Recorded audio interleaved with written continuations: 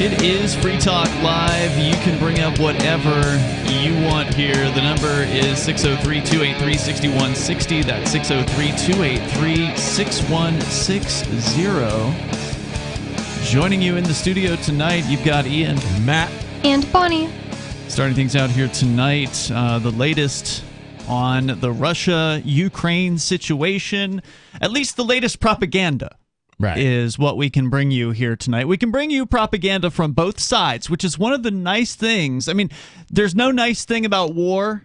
War it's awful. It's hell. I hope to never have to be involved or anywhere close to one. But at least now in 2022, we have the ability to actually go and get the propaganda from both sides. Because if you think about it, 30 years ago, you had the Gulf War, right? Right. And all you got was CNN. Yep. Wolf Blitzer, our hero. Yeah, whatever it was that CNN told you, that was the truth. That was what people were expected to believe, and there was no alternative option. You could not go to Saddam Hussein's blog. Yeah, and while we're talking about that particular time in history with that particular network, that was also the time in history and the network that changed a lot of things about the news as we knew it. Because they got caught filming live from Kuwait from a rooftop in L.A. That was years later, right? Was that years later? I don't remember. I remember hearing about it. I remember that they were putting on their gas masks and stud and their helmets and their on the news cast with fake air raid sirens going off around them, and it was horrible, absolutely idiotic, and it was bad acting as well. And they got busted for it. Yeah. And apparently they got in big trouble for it. But at that moment... But they're still there. I mean, and people still trust them. Well, here's the deal. At that moment, up until then, news was expected to report the news. After that, every single news agency in the country had their lawyers go out and change their DBA to say XYZ News and Entertainment. So if they put so if they put and entertainment after it, they can make up whatever they want, and that's basically what they've been doing ever since. Yeah. Wow. So now we actually have the ability, as long as your internet isn't censored, and strangely, I cannot get to RT's website from my computer, but if I go on my phone and if I go on the phone's data connection instead of using our internet connection here, I can get to RT. So it might just be some sort of weird fluke. Now you got me want to do it. Awfully strange timing in that case. So RT, for those listeners that aren't familiar, is Russia Today. It is the equivalent of the BBC, because for listeners that don't know, the BBC is funded by the British government. And they've got some great programming and everything, which is unusual for a government channel. But the BBC is a government operation. And so is RT. That's what Russia Today is. They are available... Yeah, are you on my Wi-Fi or are you on Nextdoor? I'm going to try Nextdoor now. Okay. So now we have the ability to go and get the other perspective. Also, RT is run by the Russian government. So is they've got like a radio alternative known as Sputnik. So I was able to get to Sputnik from my laptop here in the studio. And anyway, the point here is that we no longer have to rely on Western media. We can actually go and see what the other side, quote unquote, is saying. And I want to make it clear, I am not taking a side in this situation. I don't know what the truth is, and I know one thing's true. One thing is for sure true. Government people lie. Incessantly. They don't even know how to be honest anymore. And that includes Joe Biden, and that includes Putin. Absolutely. And that includes the people in the media on both sides, whether they be state-run media or whether they be supposedly not state-run media like CNN and the rest of them here in the United States that obviously don't question anything in any significant manner. They take whatever the government's press release is and they run it on the air as though it's the news. Yep. That's what we have. Anything that isn't one of those two sides is absolutely conspiracy theory. Oh, yeah. Until it becomes fact. Which is what happened in the last 2 years with all the COVID stuff. Right. Earlier on this show, we were talking, a few days ago, we were talking about how those two states, the most easternmost states in Ukraine, declared independence, and Russia was claiming that they were respecting those states' independence, and that's all they were going to do. They were going to go into those two states. But now they've went further than those two states for one thing. And for another thing, who knows if this is real or not, but I've seen pictures of them putting up Russian flags, so that's not really respecting the sovereignty of some place by putting your flag up. Where was the flag put up? Do you know? I don't know. I don't either. I heard about it, but I didn't follow that particular story. So I was just like, I can't even think that they're trying to respect a place's sovereignty who declared independence anymore. I just don't really know what to think. Well, the people who declared independence in those places are Russian separatists, basically, or they're people that don't want to be part of Ukraine, but they, for whatever reason, decided to go the route of we're going to secede instead of declare our independence with Russia. Now, whatever the reason, the political reason for that was, that's the way they ended up going in 2014. We did talk about that the other day, but clearly these are Russian, in a lot of cases, Russian-born, Russian families. They speak Russian.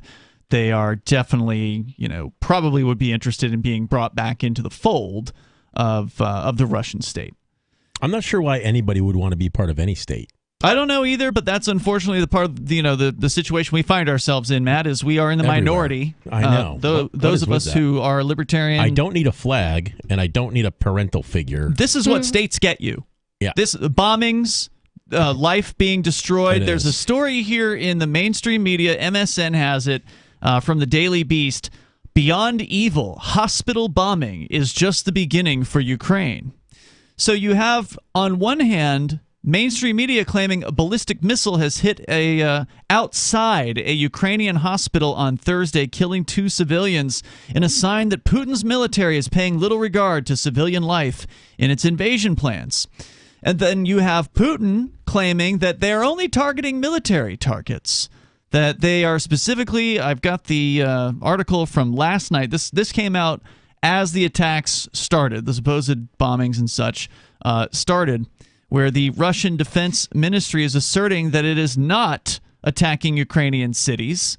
Contrary to claims from other sources, Ukrainian civilians are not under threat, according to the statement from the Russian Defense Ministry. Oh. Now, again, we know all of these people are liars, so I don't know what's happening exactly, but we do know things are going boom, right? Like, that's easy enough to prove. There's video, there's people on the ground. That's true. But if a ballistic missile hits outside of a hospital, now it didn't hit the hospital, just kind of, I guess, hit the parking lot or something like that, does that necessarily mean Russia launched it? Hard to say. I mean, well, you can look at it this way, too. It doesn't really matter because it's a bunch of armed, uniformed scumbags fighting each other and dragging everybody else into the middle of it, even if they don't want to be. They're playing a game of soccer in the middle of your picnic. Sure. And it's, you were picnicking there first. So, and if you want to, I don't know if you saw the footage, but by the way, RT is coming up through the next door's connection. It's very weird. Only in a mutated HTML-y looking version. Man. So it's not, this isn't working. That is strange. Maybe RT's just down. Maybe they're getting hit hard or something. That's possible. But that said, there was some footage earlier. I don't know if you saw this, but it was on Twitter. It was all over the place, really. A lady and her obviously very, very young child looking out the window of their house, hearing the jets flying over and so forth. This is in Ukraine? Yeah. And next thing you know, there's a fighter jet comes about 50 feet above their house with a missile, an air-to-air missile chasing it, and it buries the missile into their lawn, right on the side of their house. This little kid screaming. This guy in a fighter jet was so adamant about joining the military so he could, bury his enemy's missile in their next door neighbor's side yard. So and it was absolutely horrible to think that it looked at first like a lot of people think that jet launched the missile, but I think that jet was getting chased by the missile and he decided to get closer to the ground and have the missile hit the ground instead of his plane. But that's terrifying, right? Absolutely terrifying to watch that. The fact that people have to go through this because the state people want to fight over some territory, it's absolutely horrible. If you want to weigh in here, the number is 603-283-6160. What have you seen? What do you believe about what's going on over in Ukraine? Because it's just propaganda versus propaganda, so who knows what the truth is? More coming up. So you've signed the Shire Society Declaration and are planning your move to New Hampshire to be around more liberty-oriented people. Next, sign up for the Shire Society Forum at forum.shiresociety.com. There are a bunch of people there who are already in the Shire, and they want to meet you. If you're already in the Shire physically, you should also come by the forums. Remember, not everyone uses Facebook. New people are signing up for the Shire Society Forum every month, so drop in and say hello at forum.shiresociety.com. When Monster Hunter International discovers one of Isaac Newton's wardstones being auctioned off, they decide to steal it and use it to destroy the Chaos God once and for all. But a mysterious thief upends their plan, and it soon becomes a race against time as something much older and infinitely more evil awakens in the jungles of South America. Monster Hunter Bloodlines by New York Times bestselling author Larry Correia and Baen Books. Visit monsterhunternation.com for more. The new 4th edition of Healing Our World, The Compassion of Libertarianism, will take your understanding of liberty to a deeper level and has over 1,300 updated references, new cartoons, and a foreword by Dr. Ron Paul. With discounts for multiple book purchases, the 4th edition of Healing Our World is a great gift for the liberals, pragmatists, environmentalists, and Christians in your life who think libertarianism is cold-hearted. Get yours today at healing.freetalklive.com and use promo code FTL for a $5 discount. Are you tired of governments murdering people around the world? Stop using their money. There is an alternative. Bitcoin is a stateless free market non-political currency. Bitcoin cannot be inflated or controlled by any government. By using their money, you are helping the state. Stop doing it. You have an incredible alternative available now. Learn it, use it, spread it. Get started with Bitcoin at bitcoin.com. That's bitcoin.com. Why did you move to the Shire? I moved here to the Shire because there's other people around who take liberty just as seriously as I do. I moved to the Shire because I saw videos of people challenging authority and thought that I could get support myself. It called to me, like, do this, right now. I wanted to be around people like me who got it, and once I got here, I knew there was nowhere else that I wanted to be.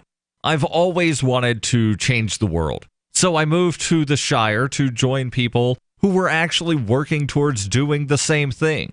The people here are awesome, loving, and positive. It was for the adventure and for the feeling of something important is happening here, and I just wanted to come to sort of be part of that. Visit shiresociety.com to read and sign the Shire Society Declaration and learn the reasons why, if you love liberty, you should immigrate to the Shire. Plus, connect with others via the forum at shiresociety.com. That's shiresociety.com. If you want to know the latest about Free Talk Live before we go on the air, all you need to decide is how you want it delivered. It's your choice. Visit news.freetalklive.com to receive our usually weekly news updates by email. Plus, we have a Twitter account at twitter.freetalklive.com, and you can follow us on the decentralized Mastodon platform at toot.freetalklive.com. So please follow us at toot.freetalklive.com and sign up for our emails at news.freetalklive.com. Are you tired of your taxes funding endless occupations around the world? Antiwar.com is run by people who understand that wars abroad become wars at home, wars on our freedoms.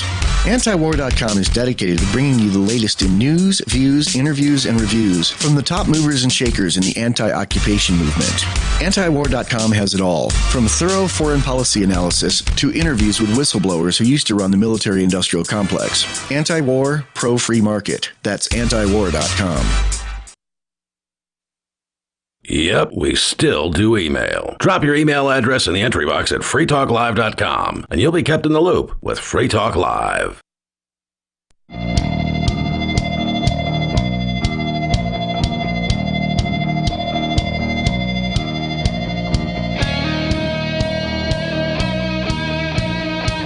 This is Free Talk Live, and you can join us here if you want.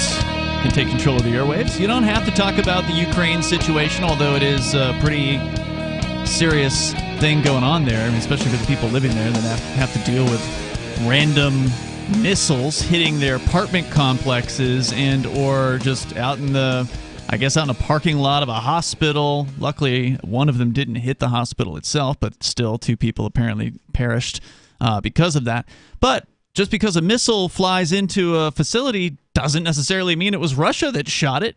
How do we know the Ukraine government gang wouldn't kill their own people in order to make Russia look as though it's attacking areas it didn't intend to Absolutely, attack? got to get people riled up. Well, right, because if you want to turn this into a full all-out war, then the international community needs to be outraged. Yeah, and the United States has been known to fake things in order to get the American public to want to go to war. So I wouldn't be surprised if the Americans shot the missile at the civilians. Sure, why not? Yeah. Yeah, who knows? Who knows? And you're right, Bonnie. There have been so many different examples of what some would call a false flag. It was a Vietnam War. That was a false flag that got the U.S. into the Vietnam War. And there have been other examples of this in the past. And Russia has caught the U.S. and stopped them from doing false flags they were going to attempt to do in Syria. Mm-hmm. So, and again, we don't know what the truth is about this situation right now.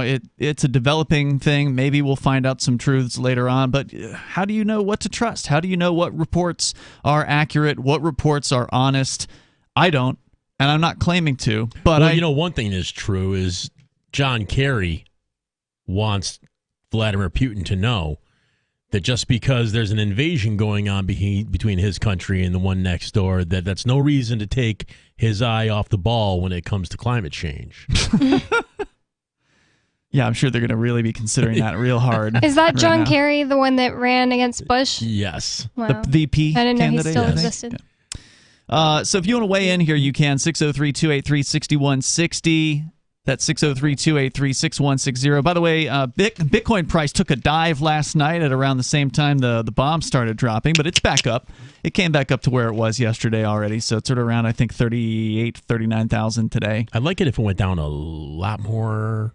We need a buying opportunity here. Well, I mean, this is a buying opportunity. It's down from 68,000 in November. And I'm just greedy. It's $30,000 off of that right now. You can go to bitcoin.com, learn the basics about cryptocurrency. In fact, right now, they're talking about sanctions against Russia, sanctioning them by prohibiting them from using the SWIFT banking system. Now, Biden apparently has said he's not calling for that, although there are a bunch of other sanctions he's going to be bringing into place, more so than what he'd announced on Tuesday. So they're adding more sanctions to that now. But if they'd cut Russia off from the banking systems, the global SWIFT international banking system, then you might see Russia getting really interested in cryptocurrency. Wouldn't that be funny? Yeah. Bitcoin.com is where you can go to learn about crypto, like Bitcoin and Bitcoin Cash. Hit Get Started at the top of the page, and that's where you'll find some introductory videos. You got to learn the basics. There are some new ideas.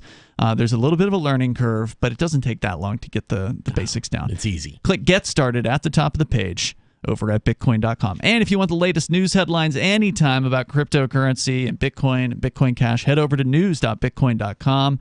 That's news.bitcoin.com. So we're just going to compare propaganda here on this topic because I think that's just the most useful thing that we can do is not just take one side's opinions, not take one side's quote-unquote news and get it from both sides. And if there's a third side out there, I want to hear that too.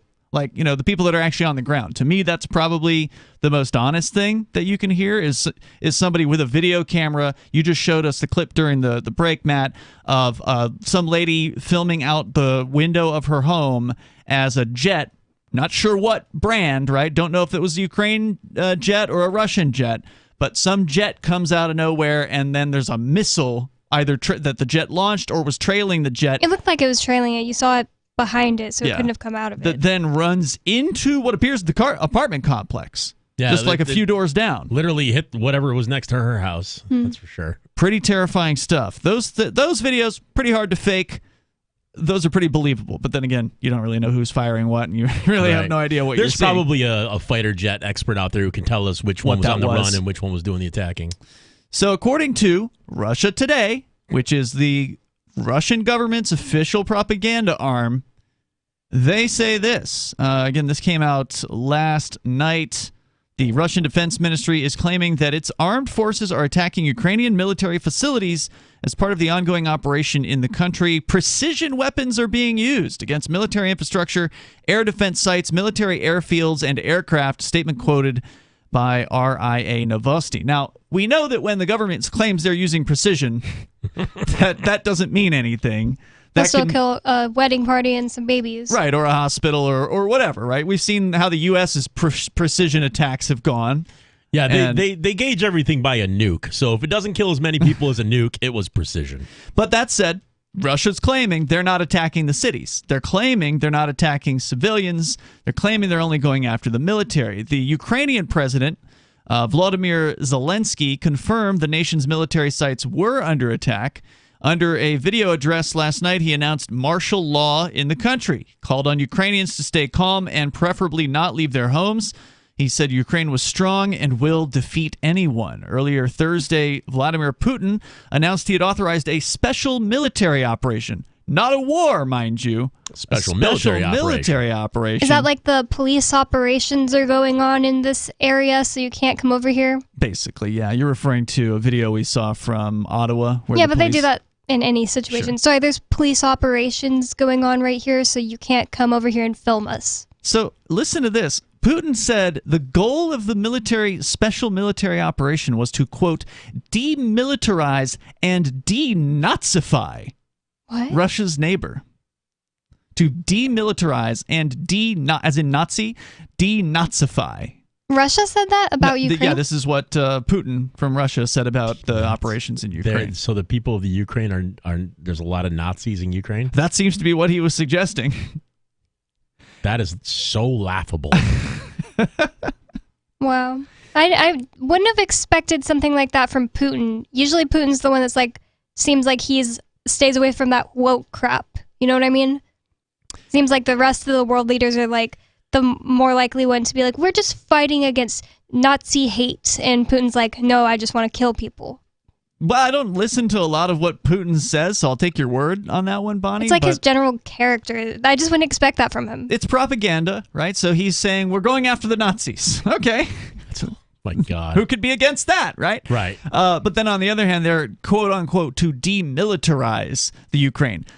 That's a war, right? Like, he's saying this is a special military operation to, quote, demilitarize Ukraine. Well, when you attack military sites with your military, it's basically what defines a war. A country, yeah. Well, or anyone, really. If you try to take anybody's ability to defend themselves away, you are committing an act of war against them, whether it's a cop against a U.S. citizen or if it's some giant government against some other smaller government or giant government. It's all the same. Well, in this case, Bonnie, Ukraine has already been disarmed by its own government, but now the government gang in Ukraine wants to give out guns to the people because now they've decided it's valuable to have their people that are armed. So a bunch of people who don't know how to use guns now have guns. Great. Right, there's more coming up here. It's 603-283-6160. That's 603-283-6160. You can weigh in here on Free Talk Live. So the protection of life, liberty, and property is what the Free State Project is all about. But it's an effort to move 20,000 people who understand. It's about demonstrating to the entire country that, yeah, we can have a free market, a truly free market. Making it just a freer, great place to live. It's the world's largest voluntarist libertarian community, and it's only getting bigger. That's amazing, to be able to move to a place where other people passionately believe in being free and independent. What the Free State Project is managing to do, though, is to put their money where their mouth is. It's physically getting up across the country and saying, let's go someplace and let's demonstrate the power of these ideas. There's a lot of kind of philosophy that surrounds liberty. There's a lot of thinking about it and talking about it. But here in New Hampshire, people are doing it.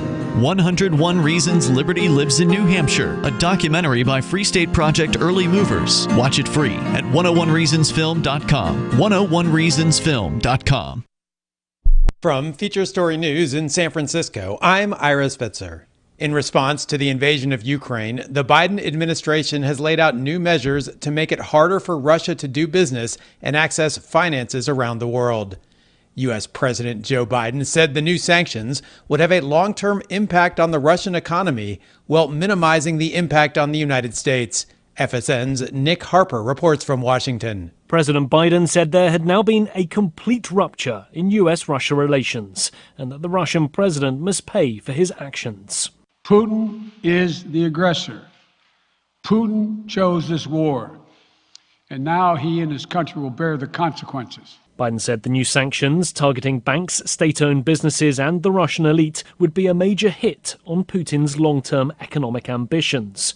President Biden also pushed back against criticism that his administration was not doing enough to stop President Putin, including sanctioning the Russian leader himself. Biden said that option was still on the table and threatened more sanctions would come out of a NATO meeting that's now been convened for Friday. Meanwhile, the Kremlin says its first full day of military operations in Ukraine has ended. With the latest from Moscow, FSN's Stuart Smith reports.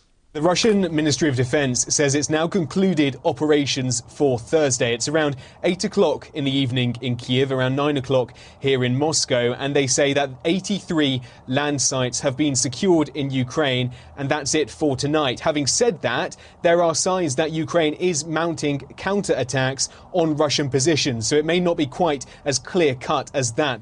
The United Nations Secretary General Antonio Guterres has condemned the invasion and urged President Putin to pull back his troops. We are seeing Russian military operations inside the sovereign territory of Ukraine on a scale that Europe has not seen in decades. Day after day, I've been clear that such unilateral measures conflict directly with the United Nations Charter. Oil prices have hit their highest level in 7 years following the Russian invasion in what has been a volatile day for global markets. FSN's Laura Macon-Isherwood reports from London. Oil prices are soaring, with Brent crude, the global oil benchmark, sitting above $105 a barrel for the first time since 2014.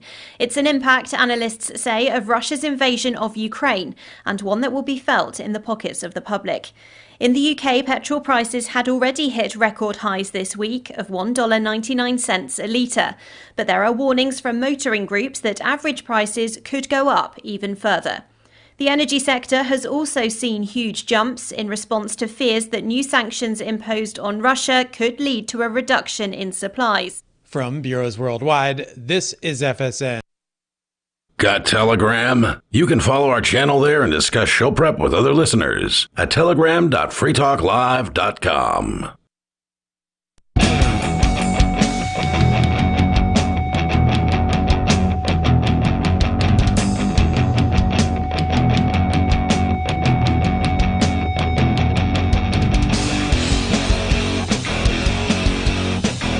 This is Free Talk Live, and the phones are open here. You can join the show. The number is 603-283-6160. That's 603-283-6160. Ian, Matt, and Bonnie in the studio here tonight. We're talking about the propaganda. We are looking at both sides. And when I say both sides, I mean the Russian side and the Western media side of what's going on in Ukraine in the last 24 to 48 hours, where a little bit earlier this week, Vladimir Putin announced that he was going to be backing up the independence movements in both Donetsk and Luhansk, I believe it is, which is the Donbas region, the easternmost region of Ukraine, two states that had declared independence as people's republics in 2014 on what was purportedly a legitimate vote. Again, we looked at that too. Like, one side says it's not legitimate, the other side says it is legitimate. The side that says it is legitimate said 89% in Donetsk voted for independence in this vote.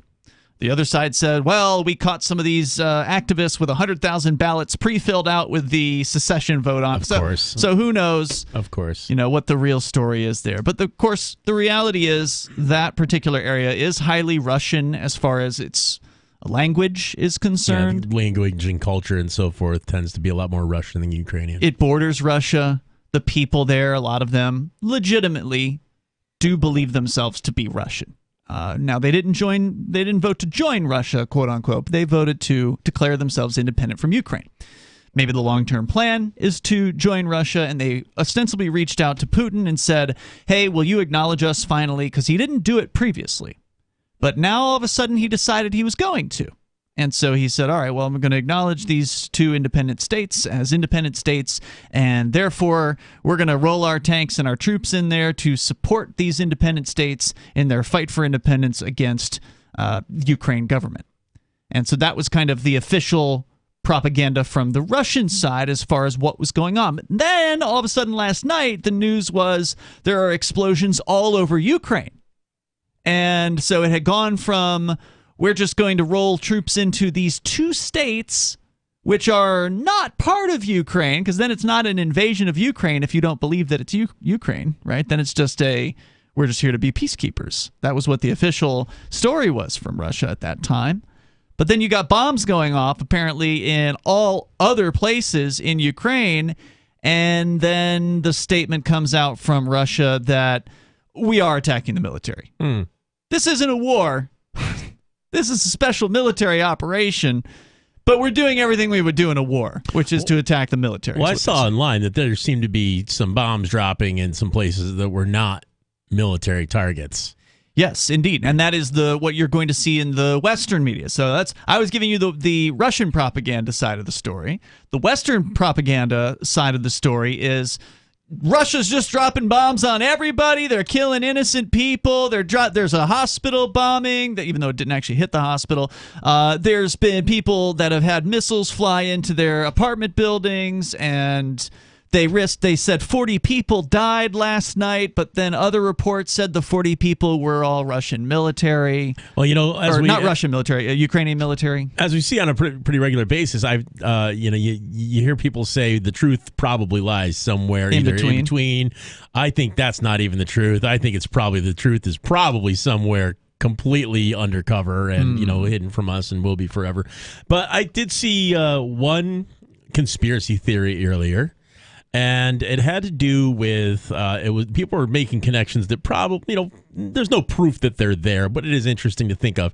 Apparently, Moderna, the maker of one of the COVID-19 vaccines, had a patent on a gene sequence that back in 2016, and a 1 in a trillion chance occurred, and that same sequence popped up in COVID-19. So this gene sequence that they invented in 2016 just happened to pop up in the COVID-19 virus itself. It's a 1 in 3 trillion chance is what they said that's organic, that it just occurred naturally. So, and another thing is apparently a lot of the places that are getting wailed on by Russia in Ukraine are also places where there are Western biolabs. Oh, really? Yeah. So I wonder what that means. I don't know. There's always stuff going on that we're never going to hear about. It's never. What's the real motivation? What's the real story here? Yeah. Why did he wait until now? Right. Why did he use that excuse? What did Joe Biden know? When did they know? Somebody was spotting like Air Force One and a whole bunch of other government-style passenger planes taking off out of Dallas or out of Dulles and other airports in the D.C. area like 3 days ago, and they were getting people out, like important people out of Washington D.C. I wonder why. Yeah, where were they taking them? They think these people, they keep them safe. You're never going to be able to take out a politician. They keep these people so rock solid safe. And from each other even. Well, Putin is saying that there's going to be serious consequences for anyone that steps in, like unbelievable levels of consequences. Biden has, to his credit so far, and it's only 2 days in, right? So it's not, I don't want to give him too much credit, but he has not said that they intend to actually have a fight with Russia on this. He is ordering troop buildups. In, for instance, Germany, with thousands more troops being ordered to the ready in Germany. Again, these are some of the nearby states to Ukraine. But he specifically has said that he does not intend to, now of course intentions change, but that he doesn't intend to have a fight, a military fight with Russia. Yeah, and that's just going to create, that's the whole right wing's going to call him a coward, and that's, Actually, a lot of the right wingers are being anti-war on this. Really? From what I've seen. I mean, I don't follow all of them, but like Candace Owens, for instance, you read some of her quotes recently on Twitter or whatever, they're very anti-war on this. So apparently, when the Republicans aren't in office, all of a sudden they get a little more anti-war than they had previously. Wow, that never happens. Yeah. Oh, wait a minute, that actually happens every single time anything happens. So we're going to see how this plays out. Unfortunately, people are losing their lives because these people are fighting over this landmass, basically, at this point. There's a story here in the media claiming that I thought I saw some. Let's see. Headline here was that Putin apparently Kremlin is demanding Kyiv surrender at this point. So they're saying we've got you. It's over. But is it? Well, only time is going to tell. Now Trump apparently has weighed in. And MSN has a report on this. Trump has continued to laud Vladimir Putin even as an impending invasion of Ukraine looms. He released a statement on Twitter saying Putin was, quote, playing Biden. How did he release the statement on Twitter? He's not on Twitter anymore. Dope. Saying Putin was playing Biden like a drum, unquote.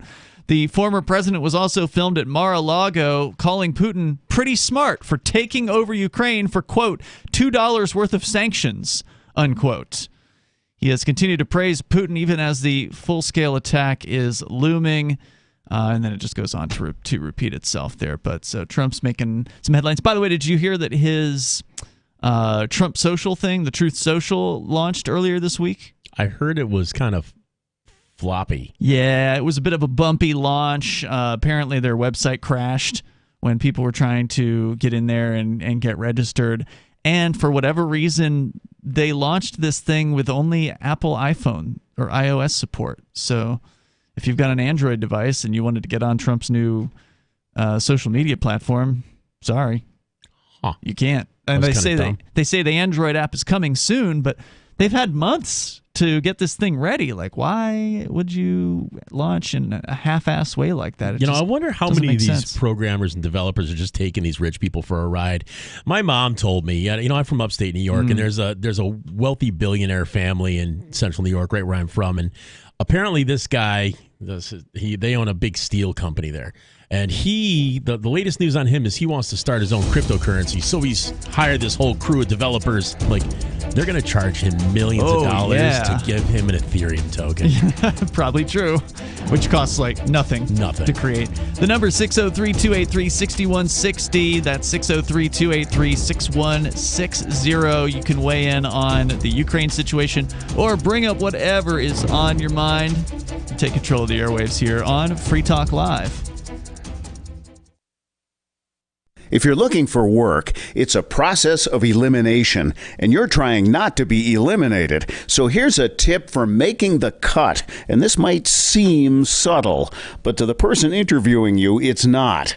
There is a world of difference between applicants who convey, "I need a job," and those who simply ooze, "I want to work," especially in these lean times when many you're competing with will seem desperate in "I'll take anything" mode. If you convey specific interest in this job at this company, you will be conspicuous.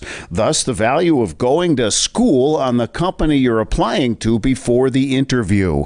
With money and attention so tight now, effective communication skills have never been more important. For more tips for job seekers and everyone else, hit survivalspeech.com. I'm Holland Cook. I'm a little obsessed with My Magic Mud. Several years ago, I met Jessica Armand, the founder and CEO of My Magic Mud, and I didn't even know my teeth were coffee stained. A week's worth of use convinced me, and now I use it every 3 or 4 days. It's clinically proven to whiten teeth, and I think it cleans better, too. My Magic Mud's available at most local health food stores, Sprouts, Natural Grocers, CVS, Walmart's Natural Beauty Aisle, but I can get it for you for 20% off with coupon code FTL20 at mymagicmud.com. FTL20 mymagicmud.com. There are lots of ways to listen to Free Talk Live. Our podcast has been around since podcasts began, and now the FTL feed is loaded with content besides our full show archives. Did you know that we make it easy for you to customize your podcast subscriptions? We have different feeds, one that includes only our full shows, one with just the Daily Digest, and our main feed that includes everything. You decide what you listen to. It's quick and easy to customize your feeds at feeds.freetalklive.com. That's feeds.freetalklive.com. Free Talk Live. Do you guys have a zombie plan? I'm just wondering what this country's going to do if we had some sort of apocalypse like that. Like a zombie attack. Do? People coming out of the ground, like in Thriller, like in Michael Jackson's like 28 Thriller. days later, like a virus or something. Oh, okay. I mean, people don't come back to life. Well, now, there are different kinds of zombies out there. Now, but let me go through the types of zombies. I mean, you've got the ones that can crawl out of the ground, right? And then she was talking about like an infection kind of zombie, like a la Resident Evil, for instance. So ideally, if you're going to have to perish at the hands of a zombie, which would be the preference? Would you prefer to have your brains eaten, or would you prefer to become one of them? I think I'd rather just die. The last thing I'd want is, of course, the people you split up with. Then I'm talking my wife and my child. I'm coming back. I'm wanting to eat Laura's brains. It's bad.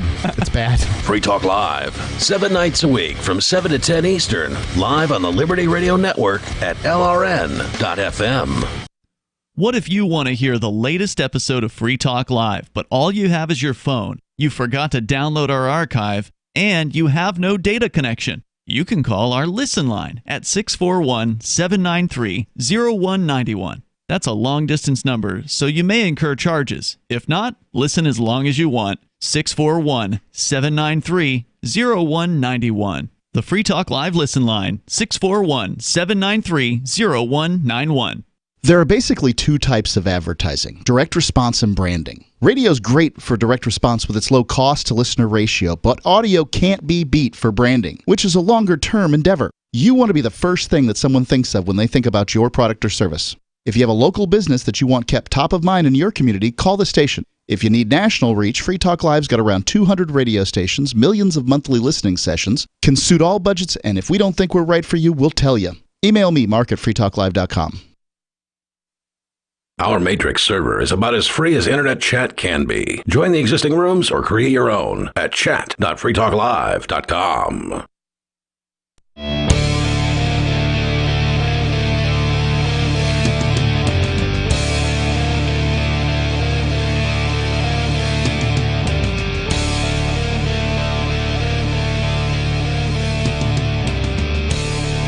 This is Free Talk Live, and you can join us here. It's war by any other name, it seems like, in Ukraine, with the Russian military and Vladimir Putin claiming it is just a special military operation to quote-unquote demilitarize Ukraine. So, yeah, you don't do that without, like full-on warring kind of actions. And that seems to be what's going on out there. Of course, we only have propaganda to go on. And that's we're sharing with you some of the propaganda from both sides here tonight, so you can make up your own mind about what you think is going on out there. With you tonight, it is Ian, Matt, and Bonnie. Don't forget to join us online over at freetalklive.com. We post our show prep and our opinions on our social media site. You can go to social.freetalklive.com. And you can follow most of the hosts over there. Bonnie, I know you and I have accounts over at social.freetalklive.com. Of course, the show has an official account as well. Captain has one. That's right. Aria has one. Social.freetalklive.com will take you right over there. It is a Mastodon-based site, just like the Trump site is, which is the weird thing about the Trump social thing, or Truth Social as he's calling it. He just used Mastodon. All they did was they took Mastodon, which is open source, so anybody can copy the code.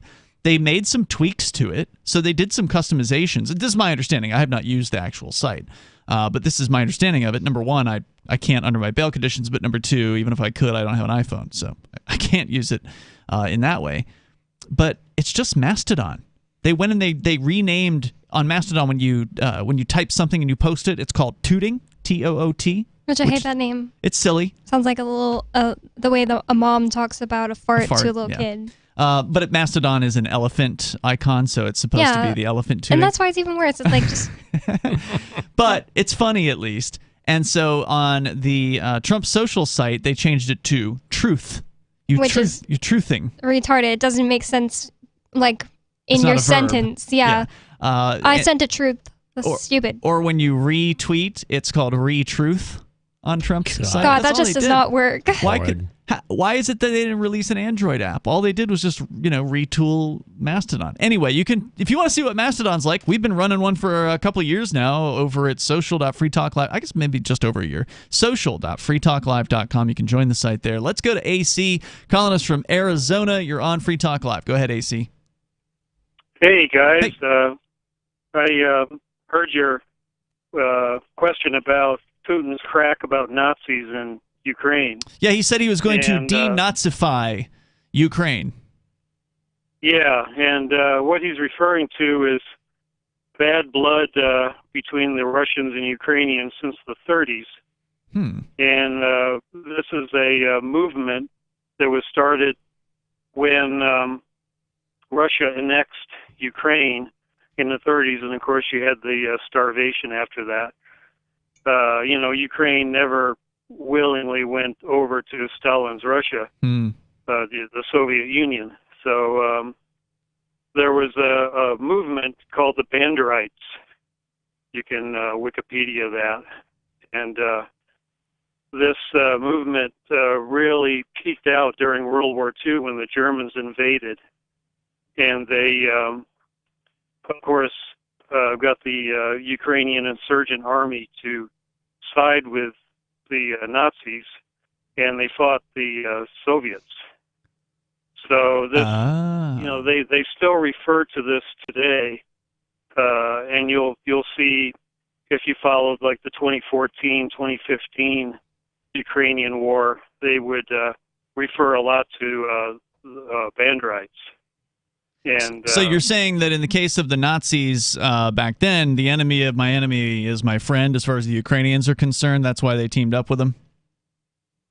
Well, when the Nazis invaded in 1941, a lot of Ukrainians welcomed them because they were liberating them from the Soviets, Russians. From the communists. Yeah, there was a lot of Ukrainians that, they're very nationalist, they're very patriotic, and they didn't appreciate the Russians coming in and running all their business, and of course they didn't run it too well. So this was a resistance organization. So is Putin suggesting that the Nazis are still there in the Ukrainian government by saying he wants to denazify them? I think we lost you. Do we lose you? AC? Oh, man. He was very knowledgeable about, that was interesting. About the situation. It's going well. It sounds like in the United States, when a politician calls someone a Nazi, it's just them being a stupid leftist who calls everyone a Nazi. So that's what it sounds like to us when Russia says, I'm going to denazify Ukraine. But in this case, he's referring to possible some history that happened there. AC, you're welcome to call back. I don't know what happened. I think maybe you're dropped out of a cell or something like that. We'd be happy to hear back from you and finish that conversation. The number is 603-283-6160. The president of Ukraine said that this is a morning which will go down in history. This according to the sun.co.uk. Russia has taken the path of evil, he said. Russia, he said further, has attacked our state in a cunning way like Nazi Germany did in World War II. So you literally have both sides calling each other Nazis in this conflict. Zelensky, that's the president there, said the government will provide weapons to people who want them and urged anyone with military experience to step forward. He added, quote, "We will fight for our country and we will support our country in the squares of each town." He added the armed forces are, quote, "ready. Ukraine will not give up its independence," and urged people to make blood donations. On the other hand, Vladimir Putin was quoted saying, "To anyone who would consider interfering from outside, if you do, you will face consequences greater than any you have faced in history." The Ukrainian president said that? That was Russian President Vladimir Putin. I hope that Biden just listens to that and says, let me just stay out of this. Hope so. Ministry advisor Anton Herashenko said Russian troops had landed in Odessa and separately were moving into Kharkiv. Herashenko said either Ukraine and the world will stop the new Hitler now, he's referring to Putin in this case, or there will be a third world war. Ukraine's ambassador to the UN told his Russian counterpart there is no purgatory for war criminals. They go straight to hell. Well, you know what it means since both sides are calling each other Nazis. It means they both lose. Well, everybody loses in a war, right? Like anybody who quote-unquote wins the war has lost probably tens of thousands, if not more, human lives on their side. So there's really never any kind of winner to a war. There's just the side that gets to possess the property, the spoils, if you will. And that would, you just said the magic word, too. It would prevent all this crap, as if people believed in and defended private property. There's really no need to have governments doing that for us. Yeah. We have each person defends their own property. That's really all that needs to be done. You don't need gigantic groups of militaries to handle it, because that's not what they end up doing. They end up just destroying it all. And I want to bring AC everybody back in here. I noticed his number just called back in. Is this AC? Yes, this is AC again. All right, go ahead. You were making a point there, and something happened to your connection. Go ahead. Yeah, I fell out, broke up and fell out. But, the Ukrainian insurgent army wound up fighting both the Germans and the Soviets and continued after the end of World War II. And they were eventually compromised by communists in the intelligence community that basically put the Soviets onto their groups that were left. There were groups like that called the Forest Brothers in Lithuania and Ukraine that fought the Soviets after VE Day. So it's a complicated history there. It's not very simple. So when Putin is saying that they're going to denazify Ukraine, are they basically saying that some of the Nazis are still involved in the government of Ukraine? They're just referring to, what they would call right-wing elements and nationalist elements that are not, in favor of the Russians coming in again and running all their business. AC, thanks for calling and sharing that. Anything else you want to get out there tonight? Go ahead. It's kind of a slur, but you run across that. If you look up Banderites, there's pretty good history. So can you spell that, Banderites? Bandeриtes. Thank you for the clue there. I appreciate it, and thanks for the call tonight, AC. Thanks for calling back, too, after the disconnect there. Definitely appreciate that. The number, if you want to join the show, 603-283-6160. That's 603-283-6160. We do have other things to discuss coming up here tonight. Bonnie, you've got an update on the George Floyd situation. Apparently there's news about that. And also, Matt has the update on the lightning links, the people that are going, facing time in prison for printing up artwork on some little pieces of metal. And what's going on with their case, that's all on the way. Plus, you can share your thoughts on Ukraine or whatever's on your mind. It's Free Talk Live. Tired of cancel culture? Sick of mega tech corporations holding an axe over your head? Join the LRN.FM Matrix chat server. It's self-hosted, so no one else can tell us what to do or say. Don't like the existing channels? You can make your own. You can even connect into some of our channels from other Matrix servers. It's federated. For the full LRN.FM Matrix experience, though, you should join our server via the step-by-step instructions at chat.lrn.fm. Chat.lrn.fm. Do you feel like your nation, state, or community no longer holds your values? Have you dreamt of a place where people agree that liberty is important and are free to pursue their projects so long as they respect the property of others? There are many people just like you that are discovering freeprivatecities.com. Their social media links are at the upper right of the page at freeprivatecities.com. All skill levels will be needed when the first of the Free Private Cities opens. It's sooner than you think. Stop arguing and build. freeprivatecities.com.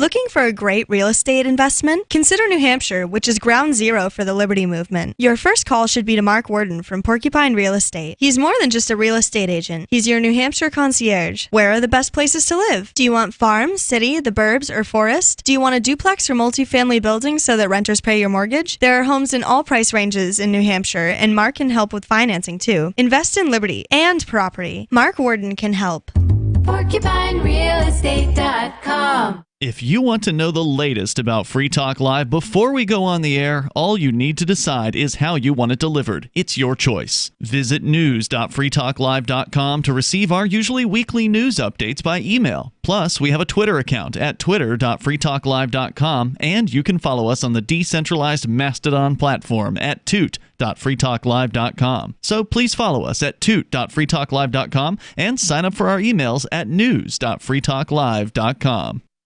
You're listening to the live edition of Free Talk Live. Hour number 2 is next after the news here on the Liberty Radio Network at LRN.FM.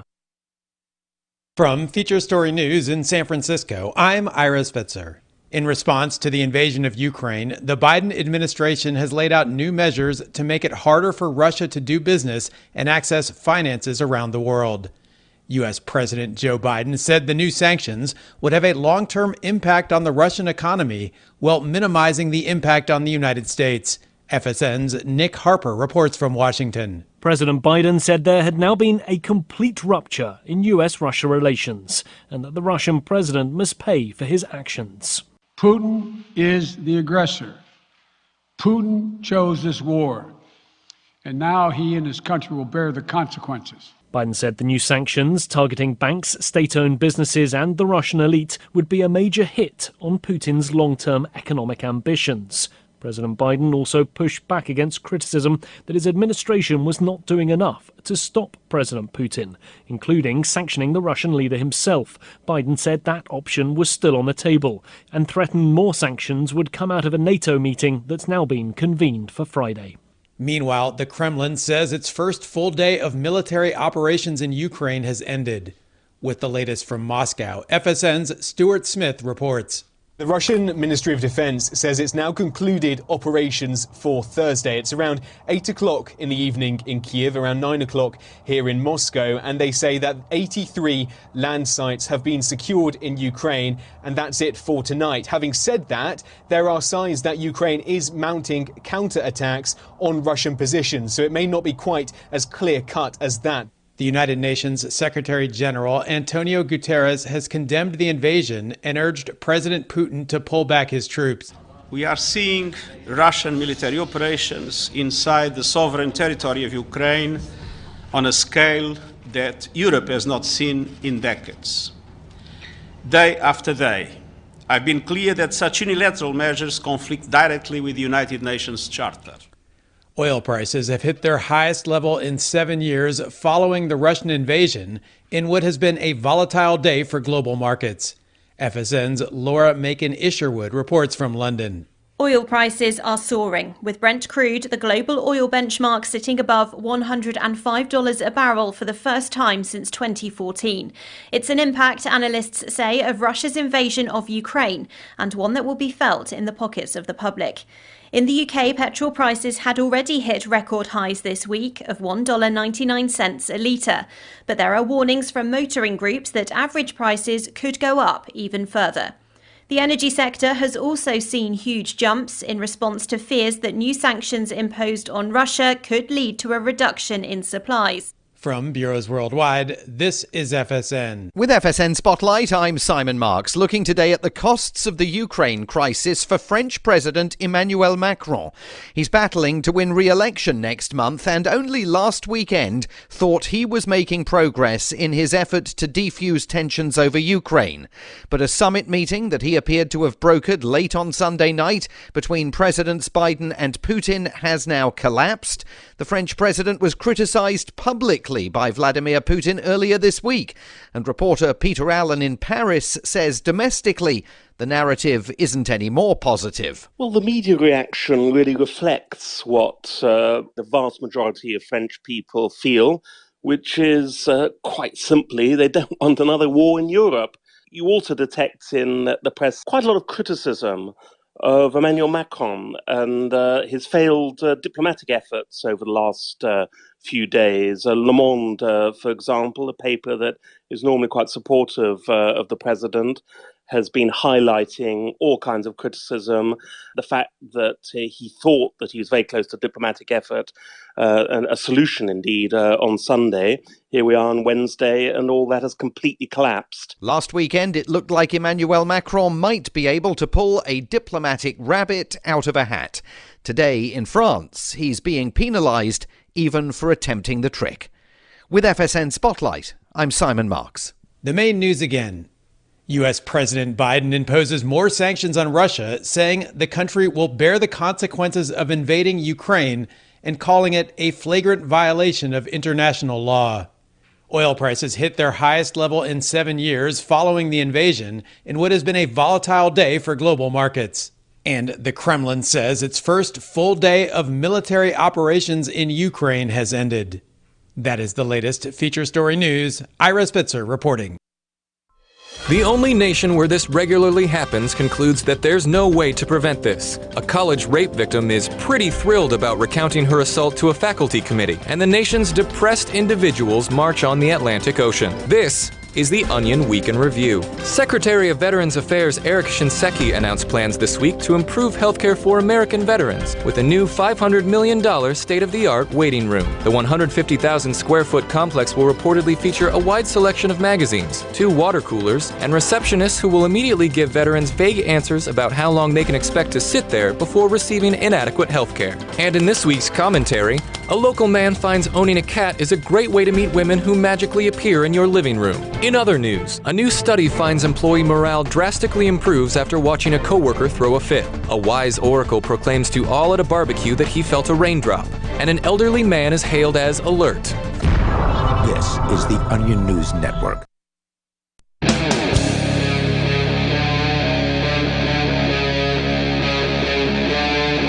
Free Talk Live.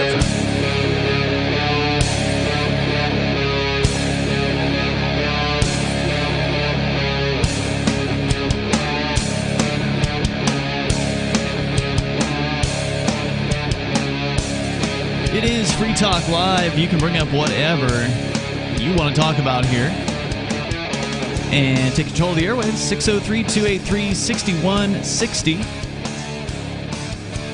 That's 603-283-6160. It's Ian, Matt, and Bonnie in the studio here tonight. We are comparing propaganda between the Russian side and the Western side, if you will. So far, we've learned that they both call each other Nazis. Yes. Just like here in the United States. That is definitely an important takeaway. Putin is saying he's going to, quote-unquote, denazify Ukraine, and the Ukrainian president is literally calling Putin the new Hitler. So is this thing going to spiral out of control into a full-on world war? I sure hope not. According to the Russian propaganda site RT.com, which I actually really enjoy RT's coverage of the United States because they're always critical of the United States government, but of course they're not so critical of their own, considering the government of Russia runs RT. So you got to keep that in mind whenever you turn to them. But there is a story filed there earlier today that Russia is ready to negotiate with Ukraine. So they're already saying, all right, here are our terms. We think we've done enough fighting here. We've shown that we're going to move in enough troops to subdue the Ukrainian military. We believe we're winning this conflict, says Russia, basically, and here's what their negotiating terms are. This, according to the Russian Kremlin press secretary Dmitry Peskov. According to Peskov, President Vladimir Putin has expressed his preparedness to engage in discussions with his Ukrainian counterpart with a focus on obtaining a guarantee of neutral status and the promise of no weapons on its territory. These are terms that, according to Peskov... No weapons in all of Ukraine? That's what it sounds like. Now, presumably he's referring to military-style weapons. I don't know if he means, like, you're not even allowed to have a gun. It's not really clear, but it says that, according to Peskov, this would enable the achievement of the demilitarization and denazification. These are the official things that Russia is trying to do in Ukraine, according to Putin, of Ukraine, and eliminate what Russia currently views as a threat to the security of the state and people.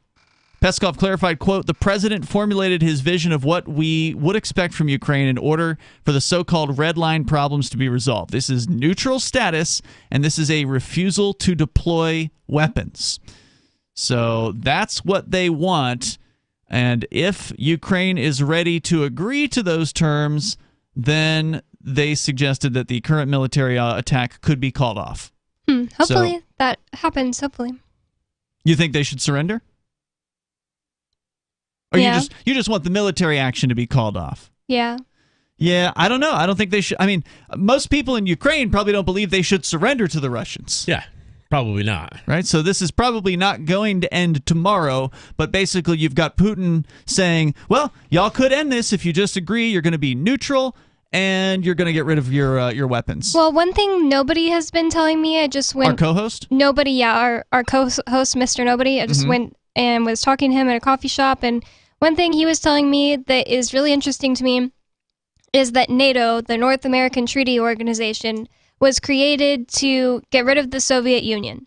And it still exists even though there's no Soviet Union. That's right. And has been spreading. Ukraine has been expressing interest in recent years in joining NATO. Yeah, that would be bad. And that's basically like if we had China just letting Canada create, some kind of alliance to get rid of the United States, and that was going on in Canada. I think that the United States would have a big problem with that. Yeah, it'd be pretty similar to China or Russia setting up shop militarily in Canada or Mexico. Yeah. That would make the United States government very uneasy, too. And that's why Putin is upset, right? Yeah. Because of that. I'm not saying that it's good for a country to not be able to defend itself, but I like the idea of them remaining neutral and then the Russians stopping attacking them. Mm-hmm. I mean, so you're as saying Matt they should said, take the deal. You're saying yeah, they I should would take the deal. I would take the deal, but and you're I'm saying not a this is president of a country. Somebody who does apparently have Ukrainian blood in your family. Yeah. For the record. And my little brother was just adopted from Kharkiv, which is now being right next door to Kharkiv is Donbass, getting right? exploded today. Wow. Really? So yeah, literally, I don't even know. Like maybe his orphanage is in there. I mean, I don't know. It depends on the. But my parents were there less than 1 year ago. So yeah, it's crazy. It's really crazy.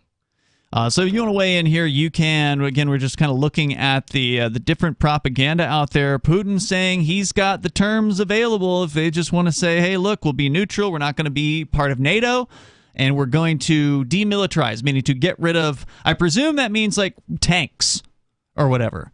Because I don't know if Putin would be able to say, okay, well, people, you can't have knives or sharp sticks. But so I presume when he says you need to not have weapons, he means the state. The state, yeah. I don't know if Ukraine has nukes, but the state itself should not possess weapons. And then he says it'll be over. We'll leave. And I presume he'll also want them to recognize.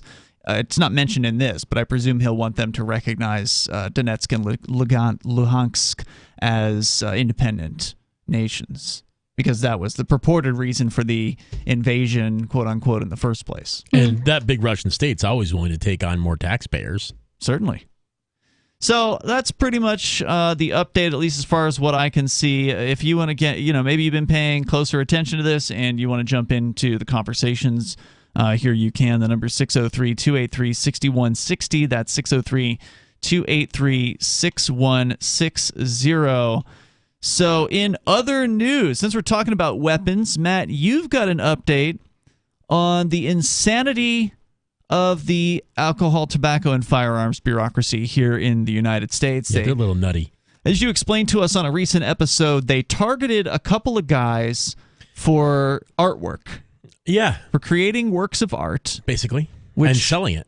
Yeah, and they're charging them with possession of machine guns, or what it's purported by them to be machine guns, because they have artwork that's made out of metal, and then on that metal there are drawings of other things, like the outlines of where holes could be. Yeah, the outlines of if someone wanted to take a cutting device to this metal and drill out those holes or those pieces, then they would then have what are called popularly lightning links, which are little pieces of metal that the federal government considers to be machine guns. Yep. And they're going after these guys because they simply sold artwork of these lightning links on pieces of metal, and they're claiming you guys need to go to prison.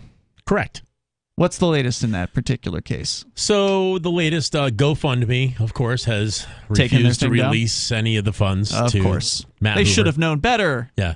Why did they go with GoFundMe? I have no idea, but they've gone to Give, Send, Go now, and I don't know if that's better or not, but they're still using some kind of centralized, politicized. Everything's so politicized.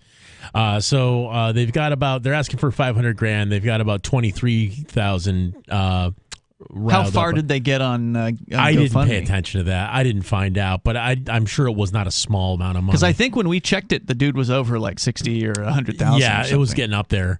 So, but of course, GoFundMe is being the typical dirtbags at GoFundMe always. Oh, their turn out to total be, status. Unbelievably bad. I would not send any money for any purpose to GoFundMe. Yeah, I won't anymore after Canada. Yeah. Oh God. Yeah, that's another one. So that's just one more example, and they do this stuff repeatedly. Everything's such an arm of the state now. We got to get away from this. So at any rate, he's got a couple of good lawyers on his team who've been basically doing everything out of their own pockets because he can't afford to pay him because he doesn't have any money since all the money's holed up, being held. So the latest news is that he's still in the fight. He went online for the first time today. He said one word, and it was nope. He was sitting. Which guy is this? His name's Matt Hoover. And is this the guy with the video? Yes. Okay. The YouTube channel. He has a YouTube channel. Yeah. So because there is the other guy too, who's still in jail, isn't he? Yes. Yeah. The other guy's the actual guy who manufactures the art. He's the artist. Yep. The YouTube guy just promotes it. Talking about it, selling it. There's more to the story on what's going on with this. Yep. Coming up, and you can share your thoughts as well, whether it's this story or whatever's on your mind. 603-283-6160. Is art illegal now in the U.S.? We'll find out. So you've signed the Shire Society Declaration and are planning your move to New Hampshire to be around more liberty-oriented people. Next, sign up for the Shire Society Forum at forum.shiresociety.com. There are a bunch of people there who are already in the Shire, and they want to meet you. If you're already in the Shire physically, you should also come by the forums. Remember, not everyone uses Facebook. New people are signing up for the Shire Society Forum every month, so drop in and say hello at forum.shiresociety.com. After a devastating war, the alien visitors were driven back, and their willing human collaborators were left behind to face the music. When Emma Jean Anderson's ex-lover springs her from prison, Nathan Foster and his 14-year-old nephew Ben are tasked with bringing the pair to justice. An easy enough job until they discover something is inside Emma Jean, and the fate of the planet hangs in the balance. The Family Business by Mike Coopery from BaneBooks.com. The new 4th edition of Healing Our World, The Compassion of Libertarianism, will take your understanding of liberty to a deeper level and has over 1,300 updated references, new cartoons, and a foreword by Dr. Ron Paul. With discounts for multiple book purchases, the 4th edition of Healing Our World is a great gift for the liberals, pragmatists, environmentalists, and Christians in your life who think libertarianism is cold-hearted. Get yours today at healing.freetalklive.com and use promo code FTL for a $5 discount. Are you tired of governments murdering people around the world? Stop using their money. There is an alternative. Bitcoin is a stateless, free market, non-political currency. Bitcoin cannot be inflated or controlled by any government. By using their money, you are helping the state. Stop doing it. You have an incredible alternative available now. Learn it, use it, spread it. Get started with Bitcoin at bitcoin.com. That's bitcoin.com. I've been told no in many different ways. I give you an order and you're going to obey it. George, you can go this way. You can do that and you have to leave here. You cannot bring signs into the rally.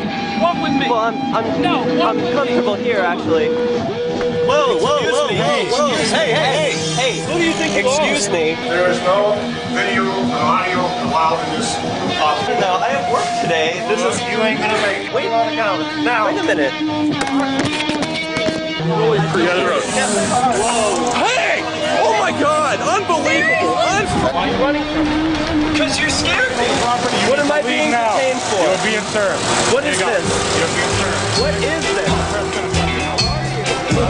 Bureaucrats have a funny way of telling people no. That's the sound of the men working on the chain. Derek J's Victimless Crime Spree.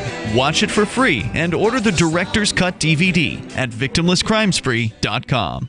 There are lots of ways to listen to Free Talk Live. Our podcast has been around since podcasts began, and now the FTL feed is loaded with content besides our full show archives. Did you know that we make it easy for you to customize your podcast subscriptions? We have different feeds, one that includes only our full shows, one with just the Daily Digest, and our main feed that includes everything. You decide what you listen to. It's quick and easy to customize your feeds at feeds.freetalklive.com. That's feeds.freetalklive.com.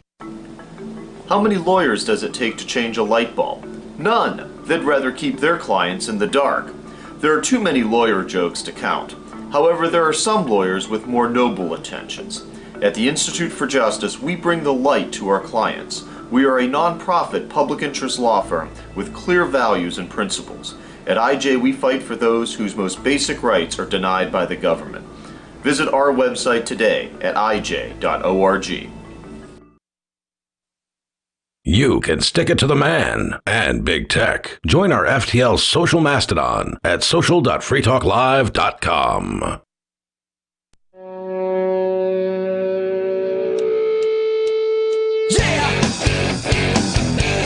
It is Free Talk Live. You can join the show. Forget what you want. Whether you want to talk about the Ukraine situation or the ATF cracking down on artists for making artwork in a country with a supposed free speech First Amendment that should protect such activities. Doesn't protect you from getting arrested, though, even if they ultimately do win in court, as they should. That doesn't undo the damage, the potential, PTSD from having armed goons assault your home in the middle of the night or whatever. That I don't know how they pulled this one off on these guys, but these dudes were arrested and they're being charged with potentially spending the rest of their lives in prison for selling artwork on the internet of what are called lightning links.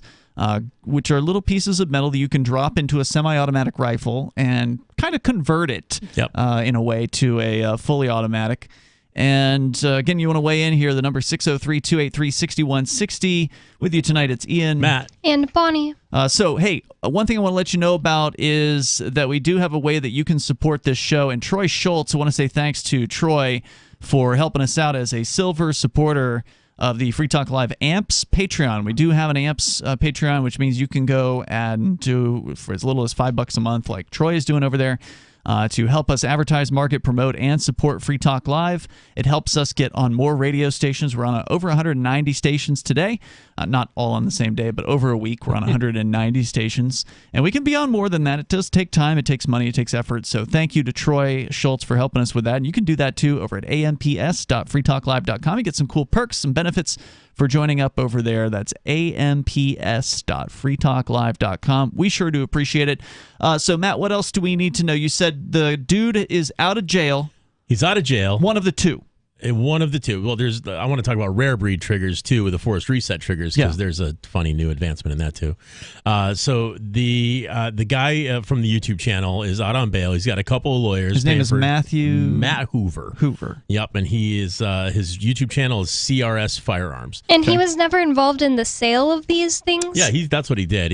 They were for sale out of his shop. Oh, okay. But I thought he was just in trouble for talking about them. That would be crazy. No, it's still crazy. He was promoting them, and he thought, everybody thinks it's hilarious. Well, wait a minute. He wasn't shipping these things out. He was just the guy promoting them. Is that it? I thought he was selling them. I thought he was selling them out of his shop. Okay, maybe I'm wrong about that. I thought when I read the story, they were charging him with basically a conspiracy because he helped the guy sell these things from his website, which was a different site. Maybe there was a sponsorship kind of deal or something going on. I don't remember the name of the website, but there was a website that the guy who actually made promoting. them was different than him. He wasn't actually making them. It still sounds like a freedom of speech Sure. Whether you're making art or you're selling art, it doesn't matter. They charged the YouTube guy with like 5 counts. Because remember, we pulled up the indictment and looked at the actual counts.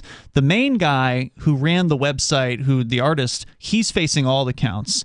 The guy on YouTube is only facing like 5 counts, and it's all from people who received the product who said they heard about it from the YouTube channel. Right.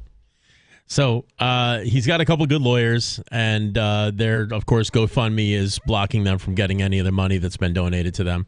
So they've gone to what is it? Give, Send, Go. Give, Send, Go. The Christian fundraising site. Yeah, I think that's what they're the Christian ones. Great until you need to raise money for Arya. Yeah, right. So that's funny. But true. Or until the banks just refuse to allow Give, Send, Go to send you the money. Yeah, that's happened. That's what happened Canada. with the truckers. Yeah, that's in right. Canada. Yep. So in other news, so the guy's got good lawyers. They put up a video tonight. It's the first time we've seen him since it happened. Oh wow! The lawyers. This was a few weeks back, several weeks ago. It's like almost a month ago now. So they opened the video with the two lawyers saying, "We are such and such representation for Matt Hoover, CRS Firearms, so forth. Matt is here with us. He's safe and sound. Matt, would you like to say anything?" And Matt says, "Nope." And the lawyers go to talk for the next 10 minutes straight. I see. So, but he looks to be in good spirits and healthy and so forth. So that's a good thing. That's nice to see. And from what they say, the case is as bad ridiculous. and idiotic as everybody else thinks it is. You don't have to be a lawyer to think it's bad and idiotic. They agree. So that's a good sign. In other news with ATF, and it is a ridiculous case because it's an art case. It's literally a First Amendment case as much. It's more of a First Amendment case than it is a Second Amendment case. Imagine getting your money that you have in your bank account frozen for promoting some art. That's just so crazy. It's art that the government doesn't like. Yeah, like imagine they start banning or freezing people's bank accounts because they sell donut flags to hang up whenever your house gets raided.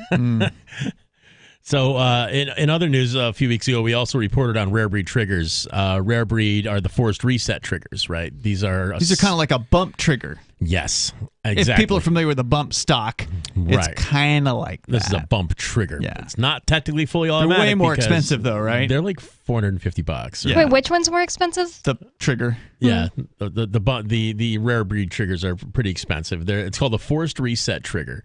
So it turns out, and I didn't know this, the guy who owns rare breed triggers is actually an attorney himself. Oh. He's a gun nut and an attorney. So he was prepared for this then. Yeah, well, I think he did it on purpose. He was poking the bear because he's a lawyer and he can. Yeah. And so that explains why he has not stopped at all. Like any cease and desist that was given has not been ceased and desisted. I want to recap this one. So on these forced reset triggers, the gun stores around the country were given a heads up that the ATF may be coming in and confiscating and possibly bringing criminal charges. And they did indeed confiscate, but they haven't brought charges, right? Like the gun store owners have not been charged criminally. The ATF just basically came around and stole some stuff. Yes, they went to some of the bigger outlets online to their warehouses and confiscated what they had in stock. Yeah, but then some of them continued to sell. They restocked and continued to sell. And the rare breed sent out emails saying back in stock. It's like, so they're not letting up. Now, I wonder. I'm curious though. Yeah, and you may not know the answer to this. Did Rare Breed make good?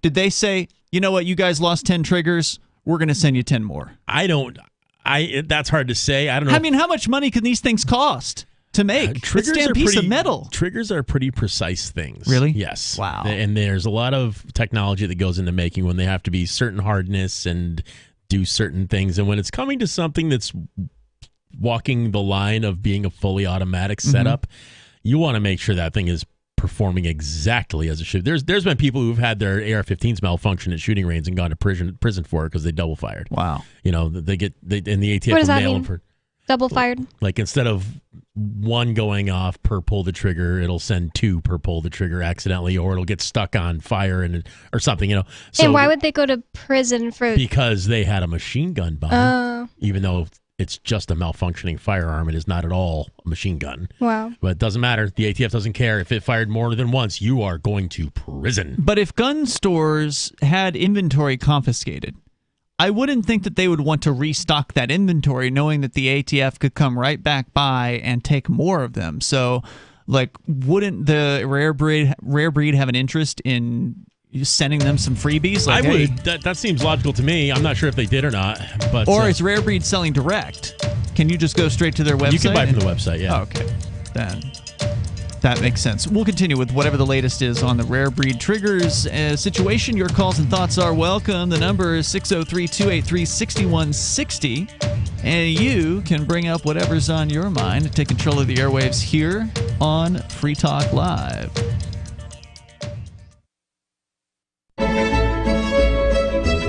Carl Watner, longtime proponent of a voluntary society, died last December. You may have seen his articles published on his website, voluntarist.com, in his newsletter, The Voluntarist, the Mises Institute, or elsewhere over the last 40 years. His newest book, I Must Speak Out, Volume 2, The Best of the Voluntarist, is now available via Liberty Under Attack Publications. This 430-page second volume spans the years of 2000 through 2020 and includes articles by Carl Watner, Hans Hermann Hoppe, Carl Hess, Benjamin Tucker, George H. Smith, Lysander Spooner, Pete Eyre, Joyce Brand, and many others. I Must Speak Out is for the newly initiated, the veteran voluntarist, or anywhere in between. Buy the book now at libertyunderattack.com/voluntarist. For more great content on building a voluntary society and for Carl's extensive archives, check out voluntarist.com.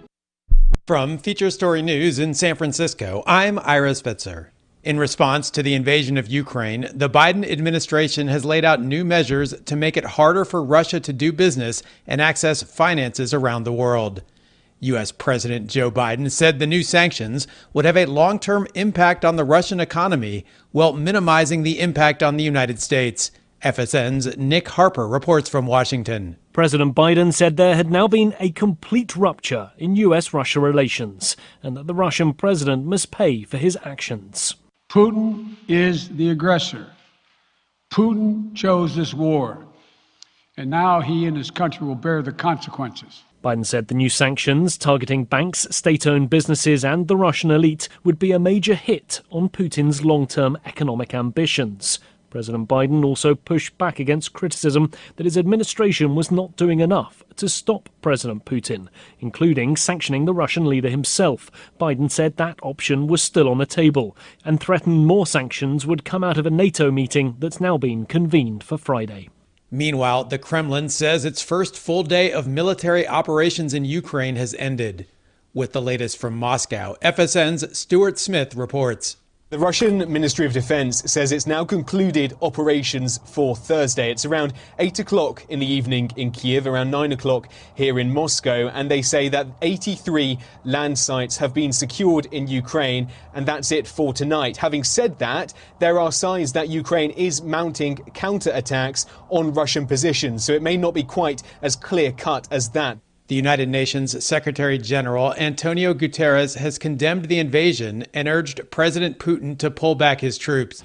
We are seeing Russian military operations inside the sovereign territory of Ukraine on a scale that Europe has not seen in decades. Day after day, I've been clear that such unilateral measures conflict directly with the United Nations Charter.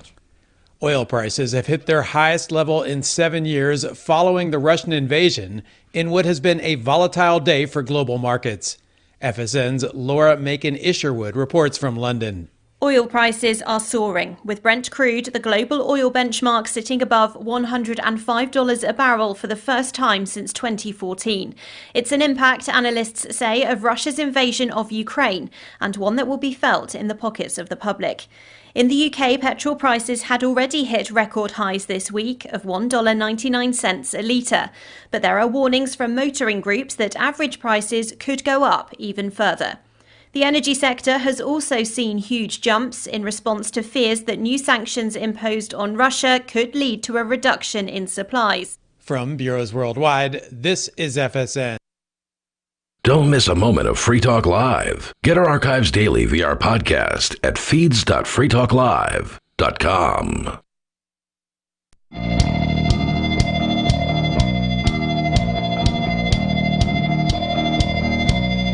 Free Talk Live, phones open. You can join us here. The number 603-283-6160. Bring up whatever you want to discuss. That's 603-283-6160. Ian, Matt, and Bonnie in the studio here tonight. And again, you can take control of the airwaves. We've talked about Ukraine, the situation there, looking at the propaganda from both sides. We're getting into the ATF's assault against peaceful artists and people helping promote that artwork. And also now these triggers, Matt, that you were telling us about. The Rare Breed is the name of the brand. Right. So we talked about Lightning Links before. Lightning Link is a device that you drop into an AR-15 that's set up a certain way, and as long as you have it set up that certain way, the Lightning Link will make the AR-15 effectively into a fully automatic weapon. They were banned in the mid-'80s. Some of them are still out there. They're nothing more than a little piece of sheet metal with a hinge on it with another little piece of sheet metal, and there's a few different ways to do that. But they're highly illegal. If you get caught with one, the ATF considers just the little piece of sheet metal to be a machine gun in and of itself, which is insane. Yes. That is the insane world of legal land, where they could define a machine gun to be an inanimate object that is simply a small piece of something metal. that could never shoot a bullet on its own. Right. It's smaller than your is thumb. A machine gun to them. Basically, like think of a pop top off a soda can. Yeah. That's a machine gun. Yeah, just the pop top, not the whole can, just the pop top. So it's ridiculous anyway. So that said, that's in motion. That whole court case against that. The poor guys who were marketing that thing is in motion. Another guy who's kind of under fire is an attorney who has a company called Rare Breed Triggers. And Rare Breed isn't a fully automatic trigger. However, it is a forced reset trigger. So as long as you pull back on it, it will force itself against your finger to reset itself using the motion of the action itself. So it basically effectively shoots just like fully automatic, but it is technically legal. It really skirts the law. Some of these gun people are really intentionally pushing the boundaries of what they can do so that they can get into court. And challenge. They want to push the ATF up against the same wall that the ATF spends most of its time pushing other people up against. So, in this case, the new development in the Rare Breed triggers is, well, not only have they not stopped making triggers, they've continued to make triggers even though the ATF has raided a couple of retailers and confiscated all the Rare Breed triggers from their shelves. Wow.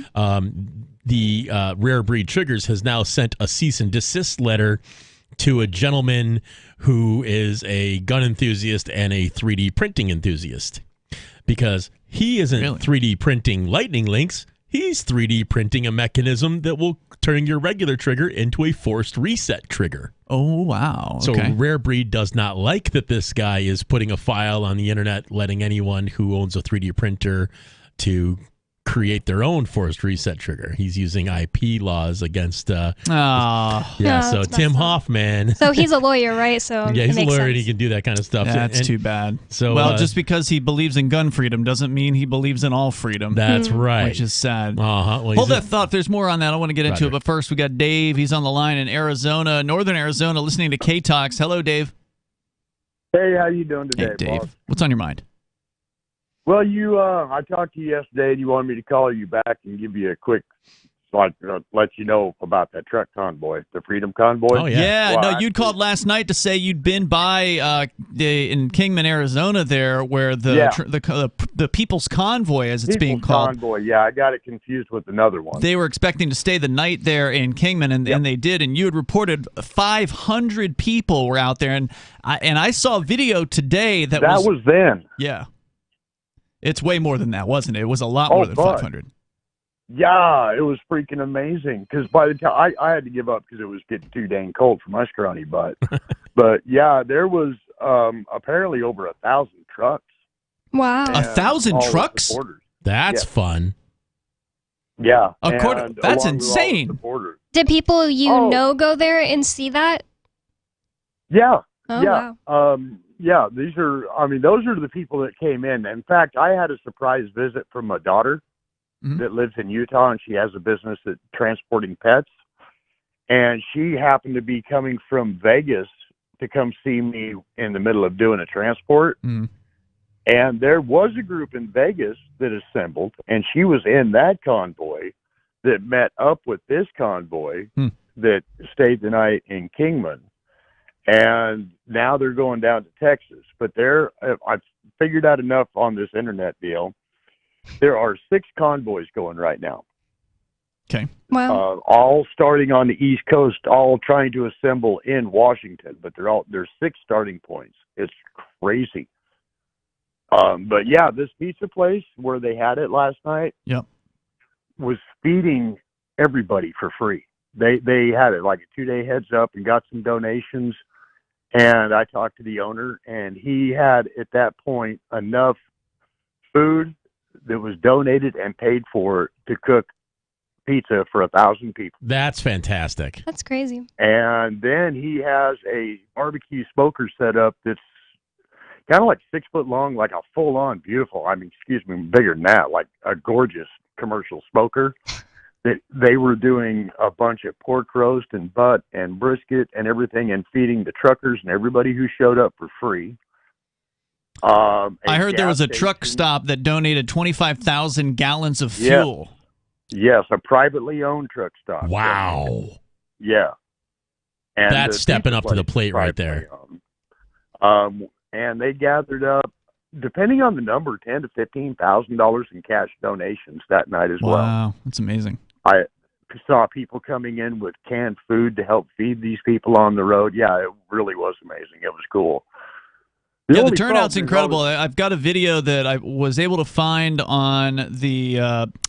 They had a Facebook, or I guess a Facebook group for this this particular event, and that group, I don't know if it's gone private or it's been removed. I'm going to presume it's gone private because it says I must log in to continue, and I don't have a Facebook account, so I'm not able to actually view the group. I suspect they turned off the public aspect of the group because they had said earlier they were getting a bunch of spam posts on the group. So I don't know what has happened to that, but I do still have access to the video, and it is tremendous. I mean, it's one of the drivers coming in on this main drag out in front of the pizza shop, and it's just cars, people, signs, just a ton of cars parked all along this road because there's not enough room to park at the pizza place. They're parked up.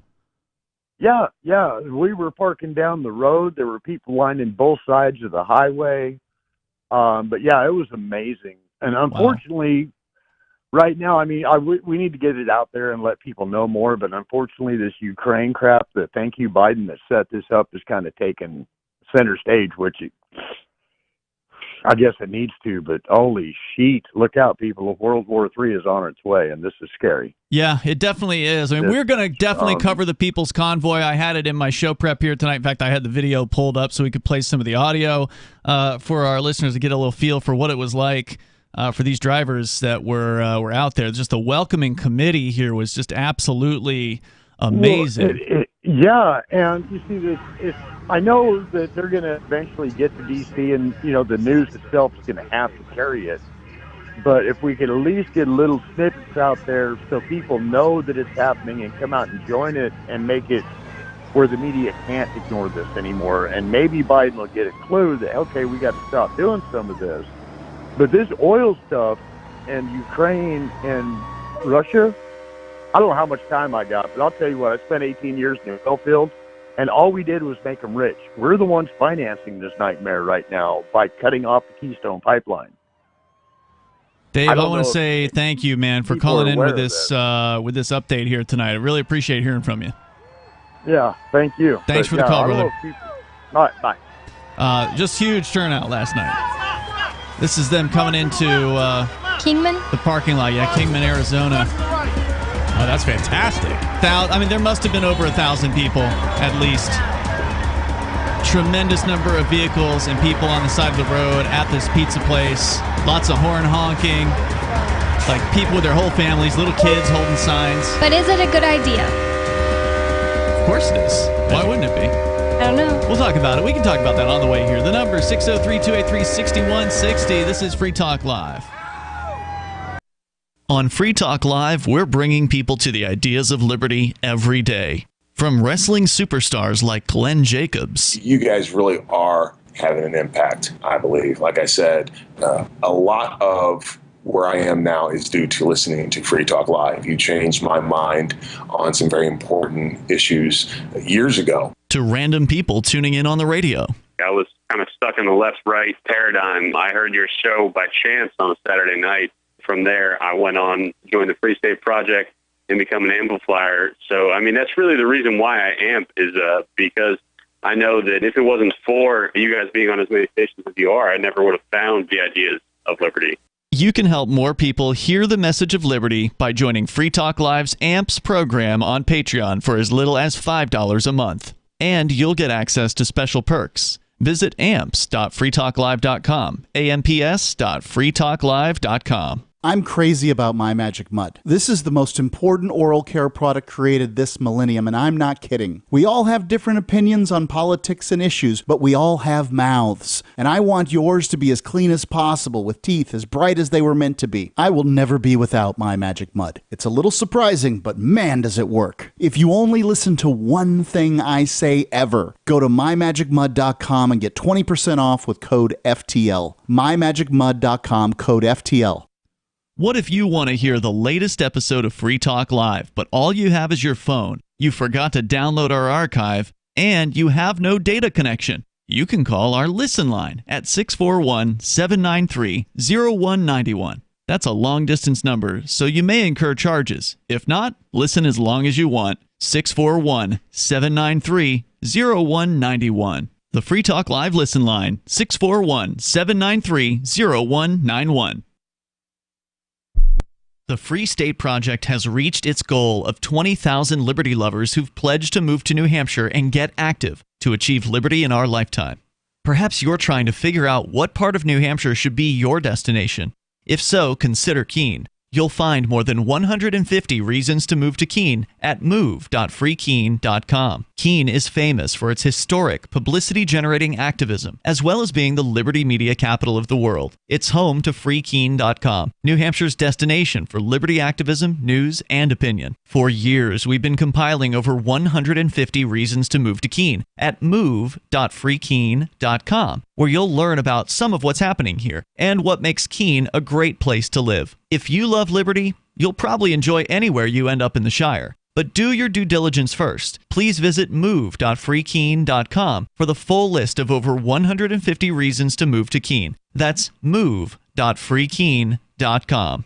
Tired of cancel culture? Sick of mega tech corporations holding an axe over your head? Join the LRN.FM Matrix chat server. It's self-hosted, so no one else can tell us what to do or say. Don't like the existing channels? You can make your own. You can even connect into some of our channels from other Matrix servers. It's federated. For the full LRN.FM Matrix experience, though, you should join our server via the step-by-step instructions at chat.lrn.fm.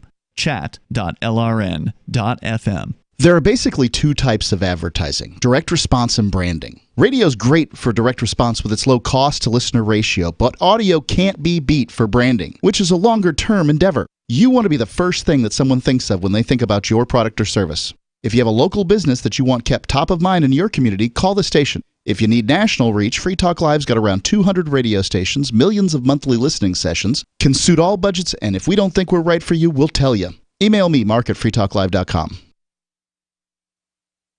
We're still not sure why you'd want to watch, but our video feed is streaming nightly for free at cam.freetalklive.com.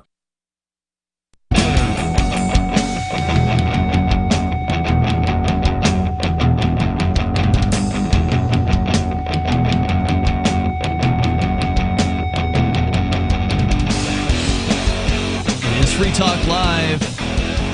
You can join us here. Bring up whatever you want. You can take control of the airwaves. 603-283-6160. Got a video, 5-minute long video of one of the drivers pulling into Kingman, Arizona last night, being welcomed by what appears to be well over 1,000 people. You know what Huge that truck crowd. said, right? You know what that means when that truck says that? What truck says what? It means Hail Hitler when trunks honk twice. We didn't have a chance to play that clip, Bonnie, but I actually have it pulled up.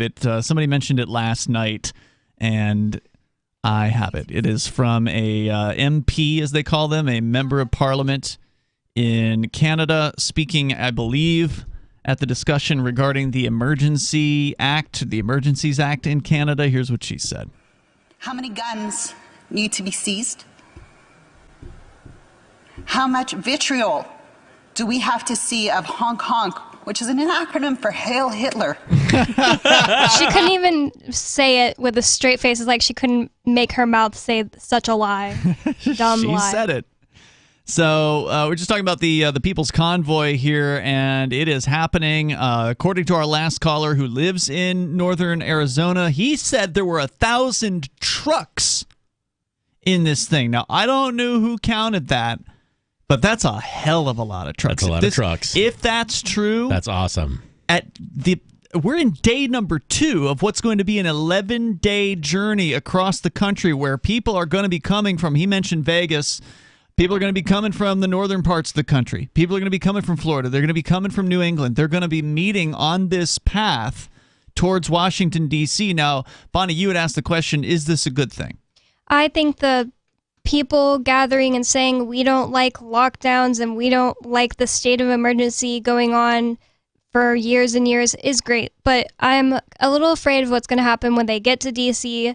and the government gets to say, oh, look, they're attacking us. We get to do whatever we want to the entire country now. Yep, I think that's definitely a legitimate concern. We're going to go to your calls and thoughts. You can weigh in here if you want. Stephen is on the line in Tennessee to start things out here. Stephen, you're on Free Talk Live. What up, guys? How are you? Hey, what's on your mind tonight, Stephen? Hey, so Sorry for cussing on the air last night. I didn't realize it. My bad. Oh, no worries. But as I was saying, Ian, I'm very happy as a fellow activist to know that you're out. I didn't know that you were out. I'm finally out as well. It looks like I won't be going back anytime soon. But and you were arrested for what? So the official charges that originally came down were terroristic threats, felony, conspiracy to overthrow the government, felony, and conspiracy to kill a police officer, felony. Oh my God! Damn! Wow. The charge that stuck, the charge that I was eventually charged with in court, was public drug use, and which was later thrown out. What's the thing? What was disorderly conduct? Disorderly conduct. Thank you. You guessed it. I mean, that's the catch-all. They love hitting people with that one. What precipitated this arrest? Was this the federal government? Was this a local state government that targeted you? So I used to live in Middle Georgia, and I helped start a libertarian chapter in Middle Georgia. And I left Middle Georgia for a few reasons. Mostly the atmosphere. I don't appreciate the racism. I don't appreciate the lockstep Republican mindset. So I left, and I went to Virginia. Not that much better, but a little bit better. And I had a buddy call me during the height of COVID, and he said that cops are coming to his house with guns drawn, telling him to back up. And the whole story on that is they told him to take political signs out of his yard because they violated an ordinance. He said, my property, my possession, my decision, get off. And he went to shake their hand to show respect, and he was violating the 6-foot rule. So they felt like they had to draw pistols on him. Wow. For the 6-foot rule. Oh, my God. Yeah, for COVID.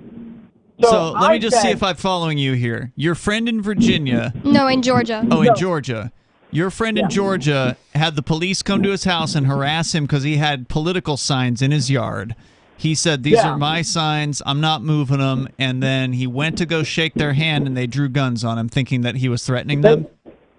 They drew guns on him, and so he does the worst thing possible, and he calls me. Right, bad idea. I grew up in this area. Like, I'm very familiar with this area. I went to middle school in this area. I went to high school in this area. I graduated from this area. How is he able to, sorry, technical question, how is he able to call you when he had cops drawing guns on him? I mean, normally they don't want you to be pulling out a phone out of your pocket. This was like hours later. Like, Did he get arrested when the cops drew guns on him? What happened to him? So they tried to arrest him, but the jail was shut down unless you were, this was in the height of COVID. I see. So they were only taking rapists and murderers. Okay. Wow, that's crazy. Yeah. So they signed him a bunch of tickets. He calls me, and I say, before he says anything, I say, is it Officer Cookie? And he goes, how'd you know? Right? Wow. And I said, don't worry about it. I got you. I got this. So I called a bunch of people I knew in Georgia with the LP, and I got a bunch of signs, and I called to make sure that I understood the laws correctly. I called some lawyers, and I put signs every 6 feet up and down this small little city town. And what were the signs about? Joe Jorgensen, just all sorts of political stuff. Because here's the deal. In this part of Georgia, there's literally a flag it's a Confederate flag, and it says Fudge Pop Joe Biden. Right? Right? Like, this is the part of the country you're in. Yeah. And this is also, there's a guy that got he got arrested. This was several years ago. There was a Vice News article came out about this guy who had a bumper sticker on his truck that said, "I eat anus," right? And so that became a big thing in this part of Georgia. I had to dump you on that one. I'm not going to hang up the call on that one, but I had to dump you on that one. We can't say things that are sexually explicit like that on the radio, so please don't do that again. I didn't even know that. I'm sorry. Yeah. I'm trying to be PG. My bad. No, it's okay. So you were saying you put signs all around the town, and that's why they came after you? I put signs all around the town, and an officer made contact with me, and I said, "Hey," he said, "I need your name." I said, "I need your name," and he said, "That's not how this works." And I said, "Yes, it is." And he goes, "I think I understand the law better than you do." And I said, "Are you a lawyer?" And he goes, "No." I said, "So why do you think you understand the law better than a lawyer?" And he goes, "Are you a lawyer?" And I said, "What makes you think I'm a lawyer?" And this went back and forth for a few minutes. And then I said, here's the deal. Here's what you're going to do. You're going to get on the phone because I'm frustrating you. And you're going to call your sergeant. Your sergeant's going to come. And he goes, "Fine, that's what I'll do." And I said, "Cool. Tell Derek to be ready." And his jaw drops. And he goes, "How do you know my supervisor's first name?" I said, "He'll tell you how I know him. Derek, his last name is Cook, right? But he's not the fittest individual in the world." And a fat cop? I'm shocked. Yeah. And so he says something to me, and I say, "Look, dude, I understand you're jealous because you're inbred, but your sister dated me, not you." Oh, God. Oh, my God. All right. So that's a terroristic threat? This was Cookie. You said this to Cookie when he got on the scene? Yeah, he comes on the scene. He says a bunch of stuff. I said, "Here's the deal." All right, hold on. You're going to have to finish.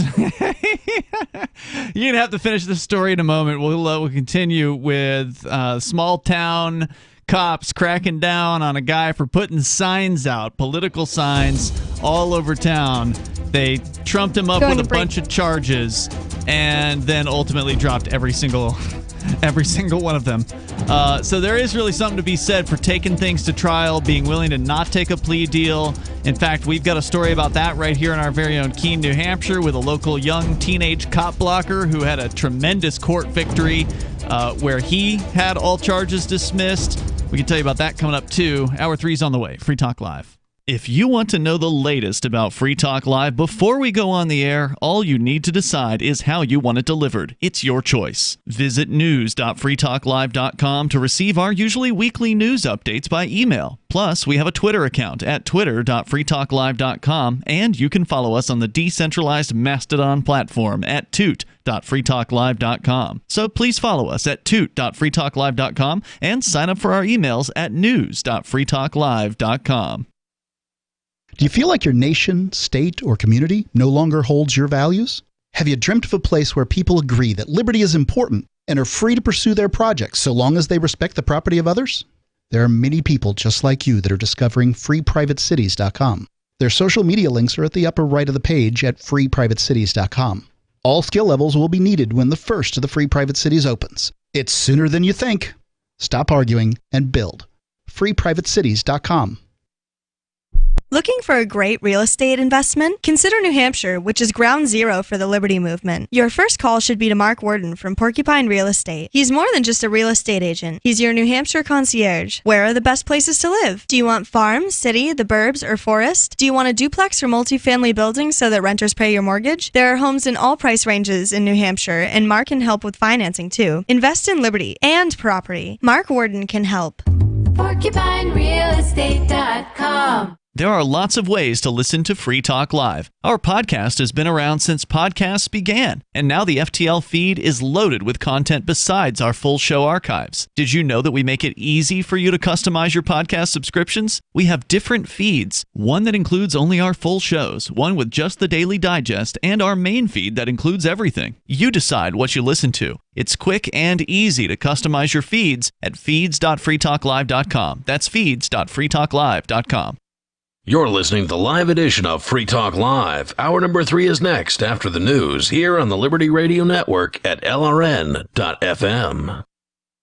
From Feature Story News in San Francisco, I'm Ira Spitzer. In response to the invasion of Ukraine, the Biden administration has laid out new measures to make it harder for Russia to do business and access finances around the world. U.S. President Joe Biden said the new sanctions would have a long-term impact on the Russian economy while minimizing the impact on the United States. FSN's Nick Harper reports from Washington. President Biden said there had now been a complete rupture in U.S.-Russia relations and that the Russian president must pay for his actions. Putin is the aggressor. Putin chose this war, and now he and his country will bear the consequences. Biden said the new sanctions targeting banks, state-owned businesses and the Russian elite would be a major hit on Putin's long-term economic ambitions. President Biden also pushed back against criticism that his administration was not doing enough to stop President Putin, including sanctioning the Russian leader himself. Biden said that option was still on the table and threatened more sanctions would come out of a NATO meeting that's now been convened for Friday. Meanwhile, the Kremlin says its first full day of military operations in Ukraine has ended. With the latest from Moscow, FSN's Stuart Smith reports.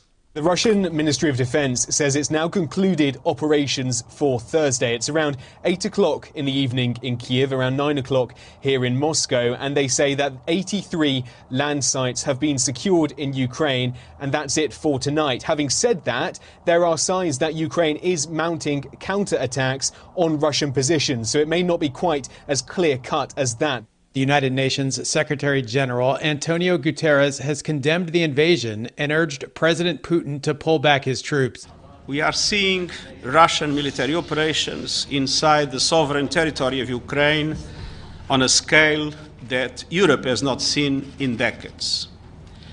Day after day, I've been clear that such unilateral measures conflict directly with the United Nations Charter. Oil prices have hit their highest level in 7 years following the Russian invasion in what has been a volatile day for global markets. FSN's Laura Macon-Isherwood reports from London. Oil prices are soaring, with Brent crude, the global oil benchmark, sitting above $105 a barrel for the first time since 2014. It's an impact, analysts say, of Russia's invasion of Ukraine, and one that will be felt in the pockets of the public. In the UK, petrol prices had already hit record highs this week of $1.99 a litre. But there are warnings from motoring groups that average prices could go up even further.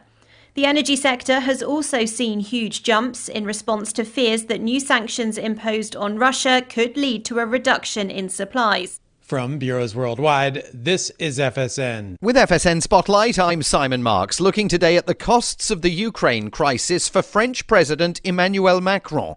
He's battling to win re-election next month and only last weekend thought he was making progress in his effort to defuse tensions over Ukraine. But a summit meeting that he appeared to have brokered late on Sunday night between Presidents Biden and Putin has now collapsed.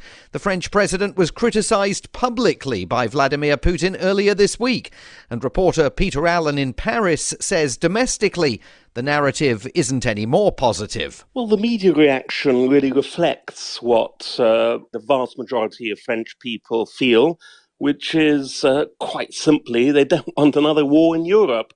You also detect in the press quite a lot of criticism of Emmanuel Macron and his failed diplomatic efforts over the last few days. Le Monde, for example, a paper that is normally quite supportive of the president, has been highlighting all kinds of criticism. The fact that he thought that he was very close to diplomatic effort and a solution indeed on Sunday. Here we are on Wednesday and all that has completely collapsed. Last weekend it looked like Emmanuel Macron might be able to pull a diplomatic rabbit out of a hat. Today in France he's being penalised even for attempting the trick. With FSN Spotlight, I'm Simon Marks. The main news again. U.S. President Biden imposes more sanctions on Russia, saying the country will bear the consequences of invading Ukraine and calling it a flagrant violation of international law. Oil prices hit their highest level in 7 years following the invasion in what has been a volatile day for global markets. And the Kremlin says its first full day of military operations in Ukraine has ended. That is the latest Feature Story News. Ira Spitzer reporting. After the USDA unveiled its updated roommate food pyramid earlier this week, Department of Agriculture spokesman Michael Lowry spoke to Onion reporters about just how many servings of someone else's food roommates should be consuming on a day-to-day basis. Under the new guidelines, roommates should eat at least 4 portions of someone else's grains per day, including 1 to 2 cups of already opened cereal. Of course, this is all in addition to the 8 to 16 swigs of milk and orange juice spaced out over a few days. Lowry emphasized that many aspects of the new roommate food pyramid are unchanged from the previous version, including a recommended daily intake of 24 ounces of lunch meat straight from the bag and 5 to 7 weekly finger scoops of Erica's peanut butter. Remember to limit your intake of sugar and sweets from half-open containers, especially if they're Jessica's, because she'll definitely notice. For more on this story, check this week's Onion Review. This is the Onion News Network.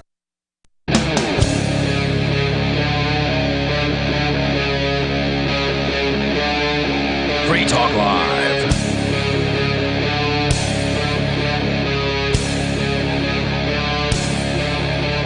Free Talk Live phones are open here. Of course, you can bring up whatever is on your mind. The number is 603-283-6160. That's 603-283-6160. It's Ian, Matt, and Bonnie in the studio tonight, kicking off the third hour.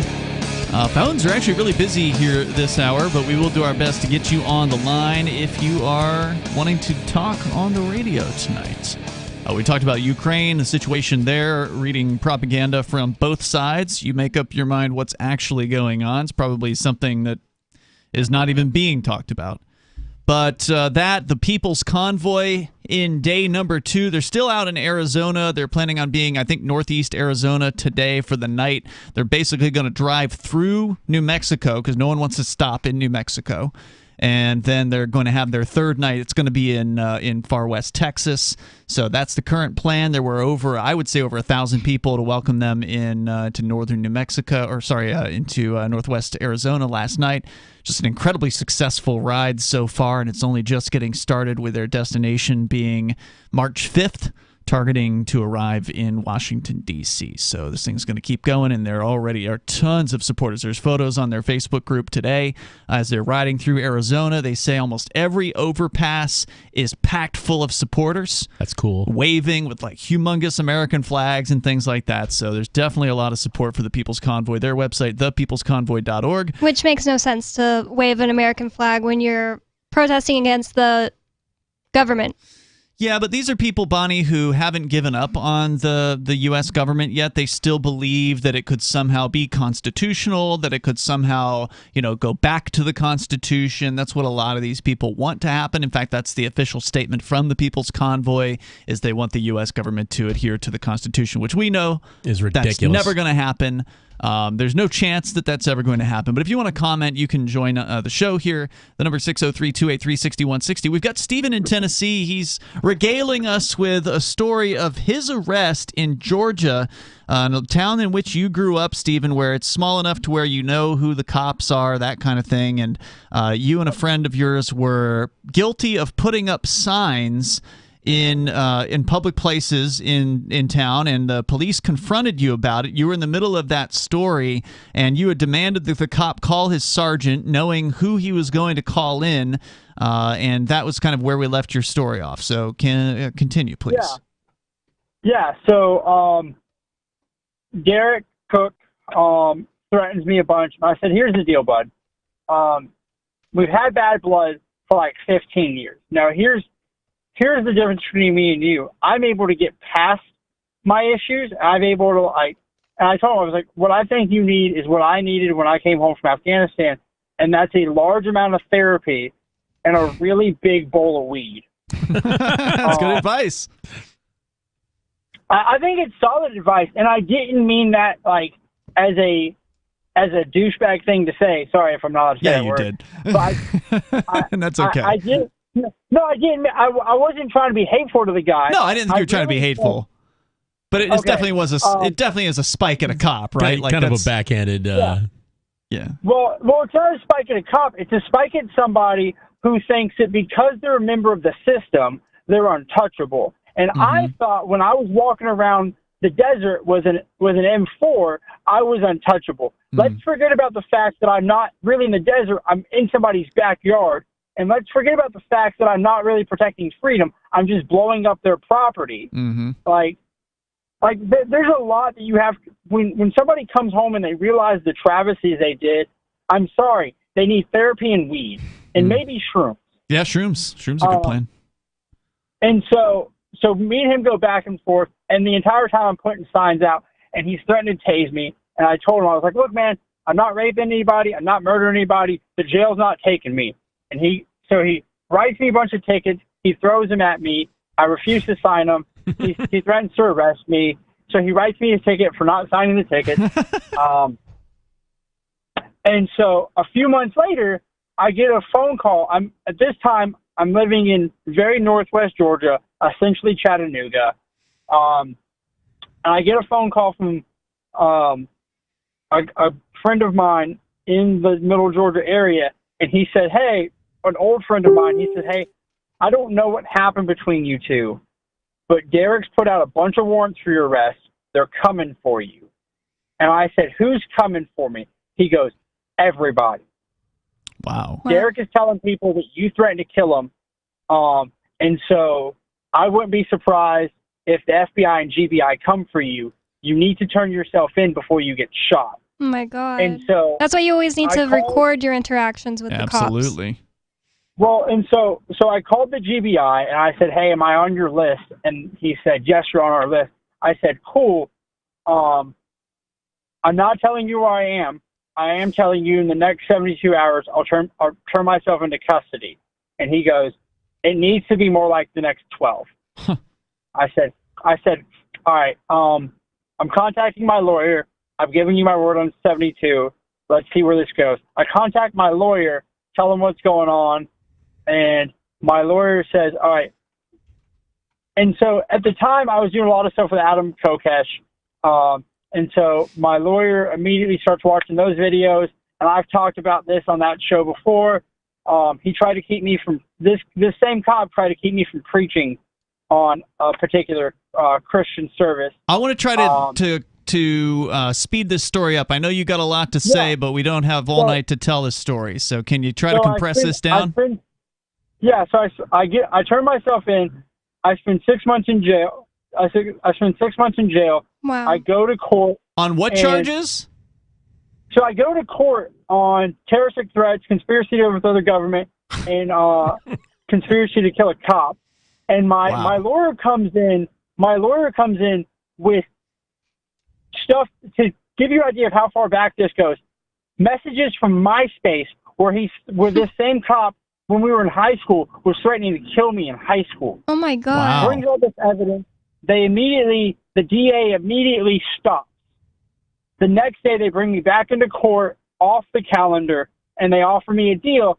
And I said, if the deal's not, you give me $1 million and let me kick this dude between the legs, the answer is no. Nice. So they go ahead and they release me, but they release me on probation. And so the state of Georgia is still in a state of emergency because of COVID. So I don't get a jury trial because they're in a state of emergency. So I go to the probation officer, and they say, hey, you've got to sign these documents surrendering your rights as long as you're on probation. Hold on a second. So you haven't even had a trial, and they're putting you on probation? Yes. That's weird. So this is basically pre-trial restrictions. Yeah. Okay. And no. They refused me a trial because of a state of emergency. We're under a judicial state of emergency in the state of Georgia. You don't get a trial unless it carries 20 years or more. Wow. That's the way the law is written. Okay. So state of emergency. So Got it. No rights. No rights. And so I go to my probation officer, and she says, you have to sign these documents. And this is not a state officer. This is a private company that gets paid to do this. And I said, I'm not signing rights away. I'm not signing away my right to vote. I'm not signing away my right to own guns. I'm not signing away my rights. She said, well, you have to, or else. And I said, or else I just walk away. And I got up and I walked off. A warrant was filed for my arrest. I went back to the judge. I explained to the judge I didn't do anything wrong. This is a misdemeanor charge. They're not treating me as a felon. She says, fine, we're going to release you, and we're going to take away all these conditions. I said, cool. I show back up information. They say, hey, you owe us $1,000. I said, I don't owe you anything. I'm not paying your fine. You haven't even been convicted of anything. No, I was convicted. I was just not convicted with a trial. What were you convicted of? Disorderly conduct. Oh, that's right. They got rid of the terrorist stuff. Okay. Yeah, they got rid of all the serious stuff. They gave me disorderly conduct. So they convicted you without any trial? Due to COVID, Ian. Yeah. I want to hear the rest of the story. Hang on. I know it's detailed here. It's crazy. We'll find out what happened here with this probation nonsense on the disorderly conduct charge that he's convicted of without there ever being a trial held. This is the kind of crap that went on during COVID. This is not, an unusual story. The court system was it was even worse of a mess than it normally is. So you've signed the Shire Society Declaration and are planning your move to New Hampshire to be around more liberty-oriented people. Next, sign up for the Shire Society Forum at forum.shiresociety.com. There are a bunch of people there who are already in the Shire, and they want to meet you. If you're already in the Shire physically, you should also come by the forums. Remember, not everyone uses Facebook. New people are signing up for the Shire Society Forum every month, so drop in and say hello at forum.shiresociety.com. When a lunar observatory detects a radio broadcast originating from Proxima Centauri, the nations of Earth discover their first contact with an alien race may also be their last. With the Proximans facing an extinction-level disaster, Earth must choose between sending a ship on a multi-year journey or allowing nature to take its course. Saving Proxima, a hard science fiction thriller by Travis S. Taylor and Les Johnson from BaneBooks.com. The new 4th edition of Healing Our World, The Compassion of Libertarianism, will take your understanding of liberty to a deeper level and has over 1,300 updated references, new cartoons, and a foreword by Dr. Ron Paul. With discounts for multiple book purchases, the 4th edition of Healing Our World is a great gift for the liberals, pragmatists, environmentalists, and Christians in your life who think libertarianism is cold-hearted. Get yours today at healing.freetalklive.com and use promo code FTL for a $5 discount. Are you tired of governments murdering people around the world? Stop using their money. There is an alternative. Bitcoin is a stateless, free market, non-political currency. Bitcoin cannot be inflated or controlled by any government. By using their money, you're helping the state. Stop doing it. You have an incredible alternative available now. Learn it, use it, spread it. Get started with Bitcoin at bitcoin.com. That's bitcoin.com. This is Michael Dean from the Freedom Fiends. I've run websites since 1996 and have used over a dozen web hosts in that time. AgristHosting.com is the only one that hasn't broken my heart. Agrist Hosting's uptime and service is stellar, and their DDoS mitigation is the best I've seen. That's important because if you tell the truth in this world, you'll ruffle feathers. And some people will try dirty tricks to silence your voice. No matter what the haters hit us with, Agrist Hosting keeps our websites online. If you have a mission-critical commercial presence or a world-changing activism site, you cannot tolerate any skullduggery. So go with agristhosting.com. Have a WordPress or blog site, but you're not satisfied with performance or uptime? Or just want raw hosting? Want to pay with Bitcoin? Agrist Hosting specializes in high-performance hosting with personalized service. Go to agristhosting.com and click on the button that says Get Hosted. That's agristhosting.com. What if you want to hear the latest episode of Free Talk Live, but all you have is your phone, you forgot to download our archive, and you have no data connection? You can call our Listen line at 641-793-0191. That's a long-distance number, so you may incur charges. If not, listen as long as you want. 641-793-0191. The Free Talk Live Listen line, 641-793-0191. My name is Jacob Hornberger. I'm president of the Future of Freedom Foundation, which Congressman Ron Paul awarded for having an outstanding freedom website. Write us at fff@fff.org, and we'll send you a free 3-month subscription to our monthly journal of libertarian essays and our booklet, Economic Liberty in the Constitution, which George Mason University economics professor Walter Williams praised in a recent column. That's fff@fff.org. You can help spread the ideas of liberty with our Patreon for just $5 per month at amps.freetalklive.com.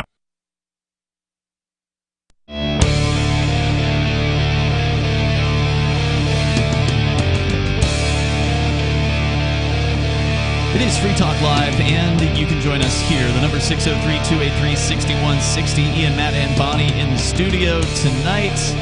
And, of course, you can bring up whatever's on your mind. Coming up here in about 4 months from now, and that'll be here before you know it. It's Fork Fest 2022, the 6th annual Fork Fest happening at Rogers Campground in the beautiful White Mountains of New Hampshire. I'm so psyched. Fork Fest happens the week after the Porcupine Freedom Festival. And if you want to attend the Porcupine Freedom Festival this year, you better hop to and get your tickets for the Porcupine Freedom Festival because they are almost sold out. The campground itself is sold out at this point. That's nuts. And normally, Pork Fest tickets don't even go on sale until the Liberty Forum, which is happening next weekend. So they're almost sold out this year by the point at which they don't even start selling tickets in previous years. So this is going to be an epic, another record-setting Porcupine Freedom Festival. Yeah, it's going to be huge. Last year was a record too, right? Yeah, last year was their first ever sold-out year in 18 years. I believe this is year 19, if I recall correctly. Yeah. And so it's going to be a big year, no doubt about it. Head over to the Porcupine Freedom Festival website. That's PorcFest with a C, PORCFEST.com to learn more about that event. And whether or not you can attend PorcFest, you can definitely attend ForkFest, which is, again, the week after. So ForkFest is happening June 27th through July 3rd. It's kind of like the after party for the Porcupine Freedom Festival. There's plenty of room at it, and it's a lot of fun. Laid back, lots of cool people hanging out. And if you want something to happen there, you should make it happen. It's more of the festival for doers. It's, if you want to throw if you want a musical, a concert or a party or a rave or whatever, you need to throw it. If you want a poker game, bring the poker table, bring the cards, bring the chips. If you want to have somebody cooking, maybe you should be the one cooking. So head on out, join us at the Rogers Campground. It's an amazingly beautiful place to be. If you've never been before, make this your first year to come on out. Check out the 6th annual Fork Fest, June 27th through July 3rd. No tickets for Fork Fest. All you have to do is just reserve your campsite. There's campsites, there's RV sites, and there's even motel rooms if you prefer that. Forkfest.party is the unofficial website. That's forkfest.party. We'll look forward to seeing you there. Free Talk Live will be broadcasting from both the Porcupine Freedom Festival and Forkfest this year. We'll look forward to it. We've got Stephen on the line in Tennessee. He's telling us about when he was down in Georgia and the small-town cops down there, one of whom he knew back in high school, who was threatening towards you in high school apparently, came at you with some terroristic threatening charges, apparently to trump you up on a bunch of BS charges for putting up political signs around town that they didn't like. You took this to trial, or you attempted to take it to trial, but it was during COVID, so they were using COVID as the excuse to not even have trials. So at some point, they dropped the terrorist threatening charges and only hit you with, what was it, disorderly conduct and something else? Yeah, well, no. So we get to court. I want to be very clear about this. We get to court, and I have to go through a trial where the judge is essentially the judge and the jury, against my wishes, against my will, against my rights. And the judge had enough common sense to go, okay, the video and audio we have here from the police has been heavily edited. Like, we can see that. Wow. Mr. McClure had a camera, and what we see here isn't him threatening at all. And so so the judge forced the DA to drop the charges. The DA came at me with this deal. I refused to take it. And so they released me to probation, and I refused to sign the papers.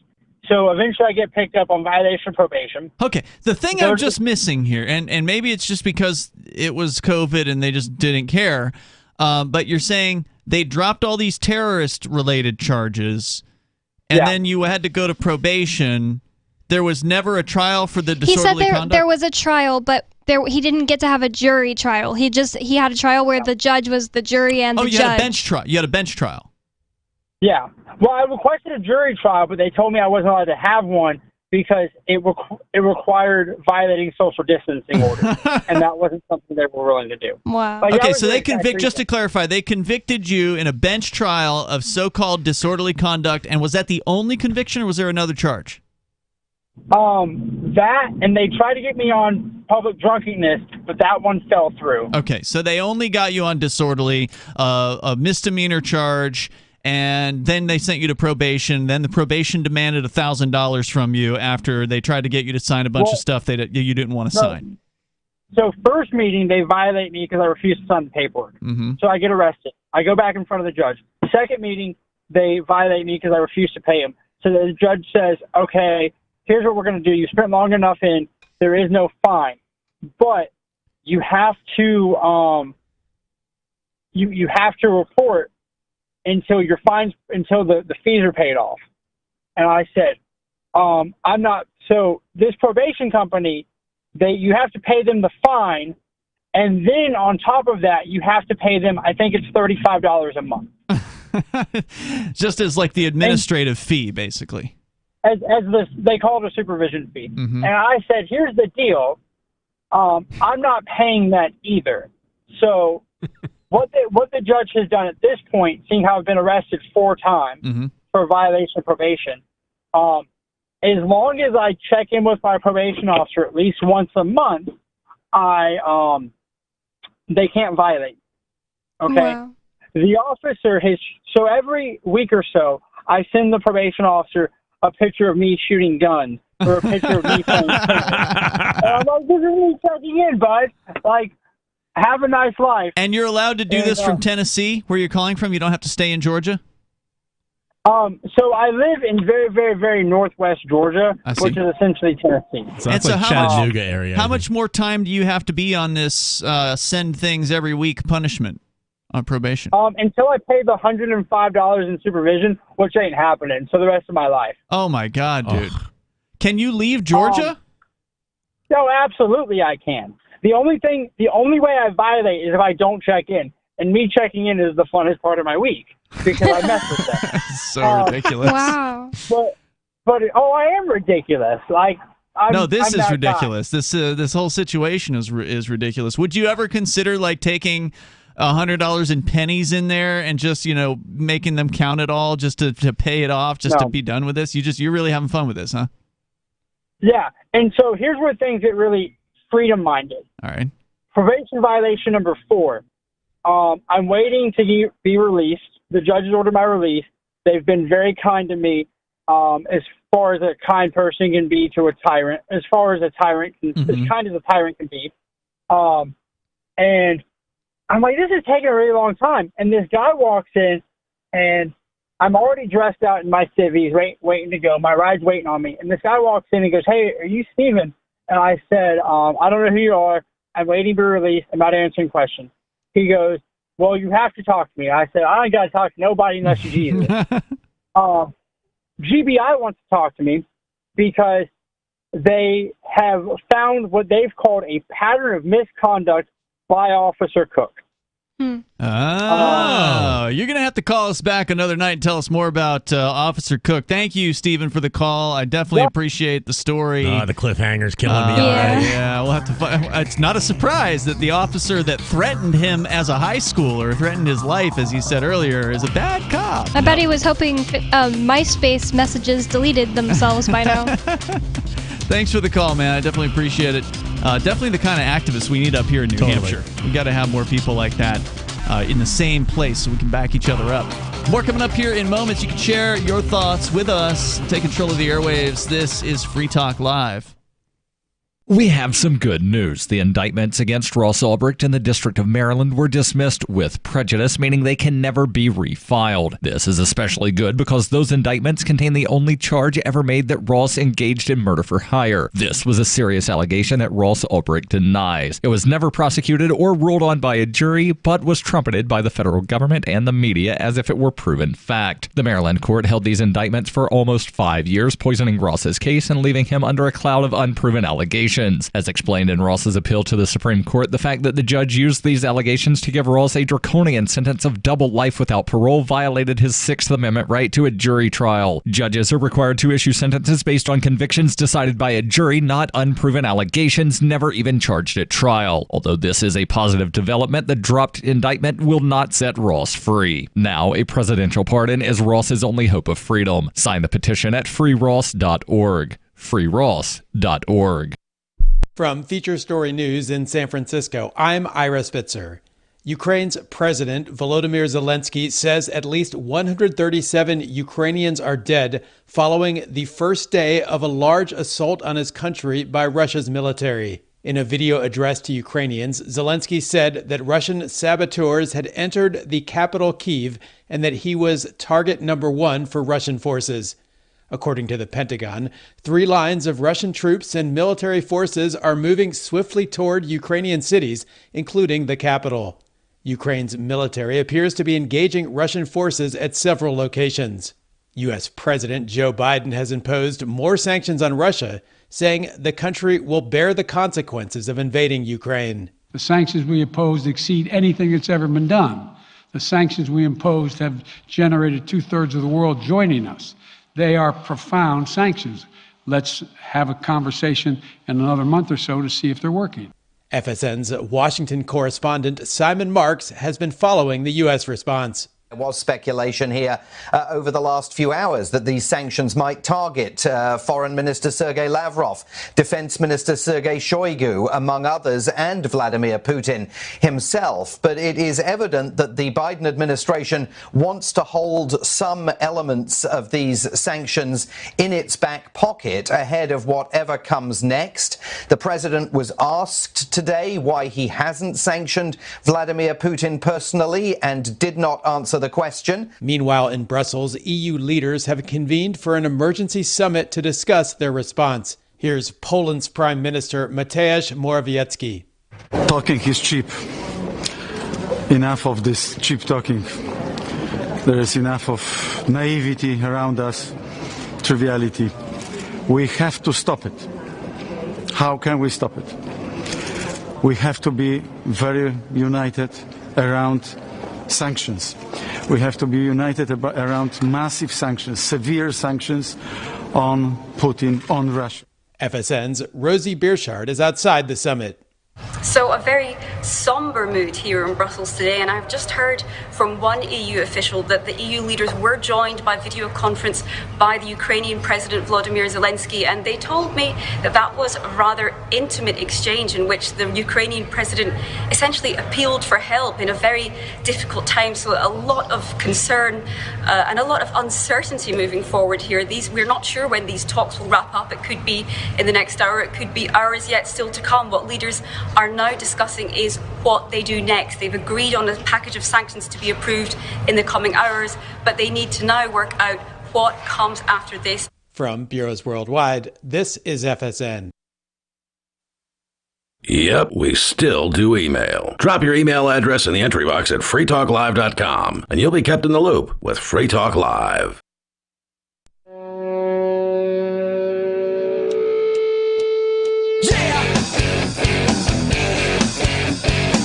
It's Free Talk Live. You can join the show here if you want. Dial in at 603-283-6160. Here tonight, we've got Ian, Matt, and Bonnie. Phones are open. 603-283-6160. You can join us online anytime at freetalklive.com. We got archives that go back for many years. You can easily subscribe to our RSS feeds over at feeds.freetalklive.com. We got a few different options there. There's the full RSS of the full shows and the digest. There's one for digest only, and there's one for full shows only. You can pick the one that's best for you over at feeds.freetalklive.com. Just copy the link, drop it into your favorite podcast client, and you will receive episodes of Free Talk Live as they are released. That's how podcasts work. So head over to feeds.freetalklive.com. Back to your phone calls and thoughts. Major Payne up first, calling from Michigan. You're on Free Talk Live. Major Payne.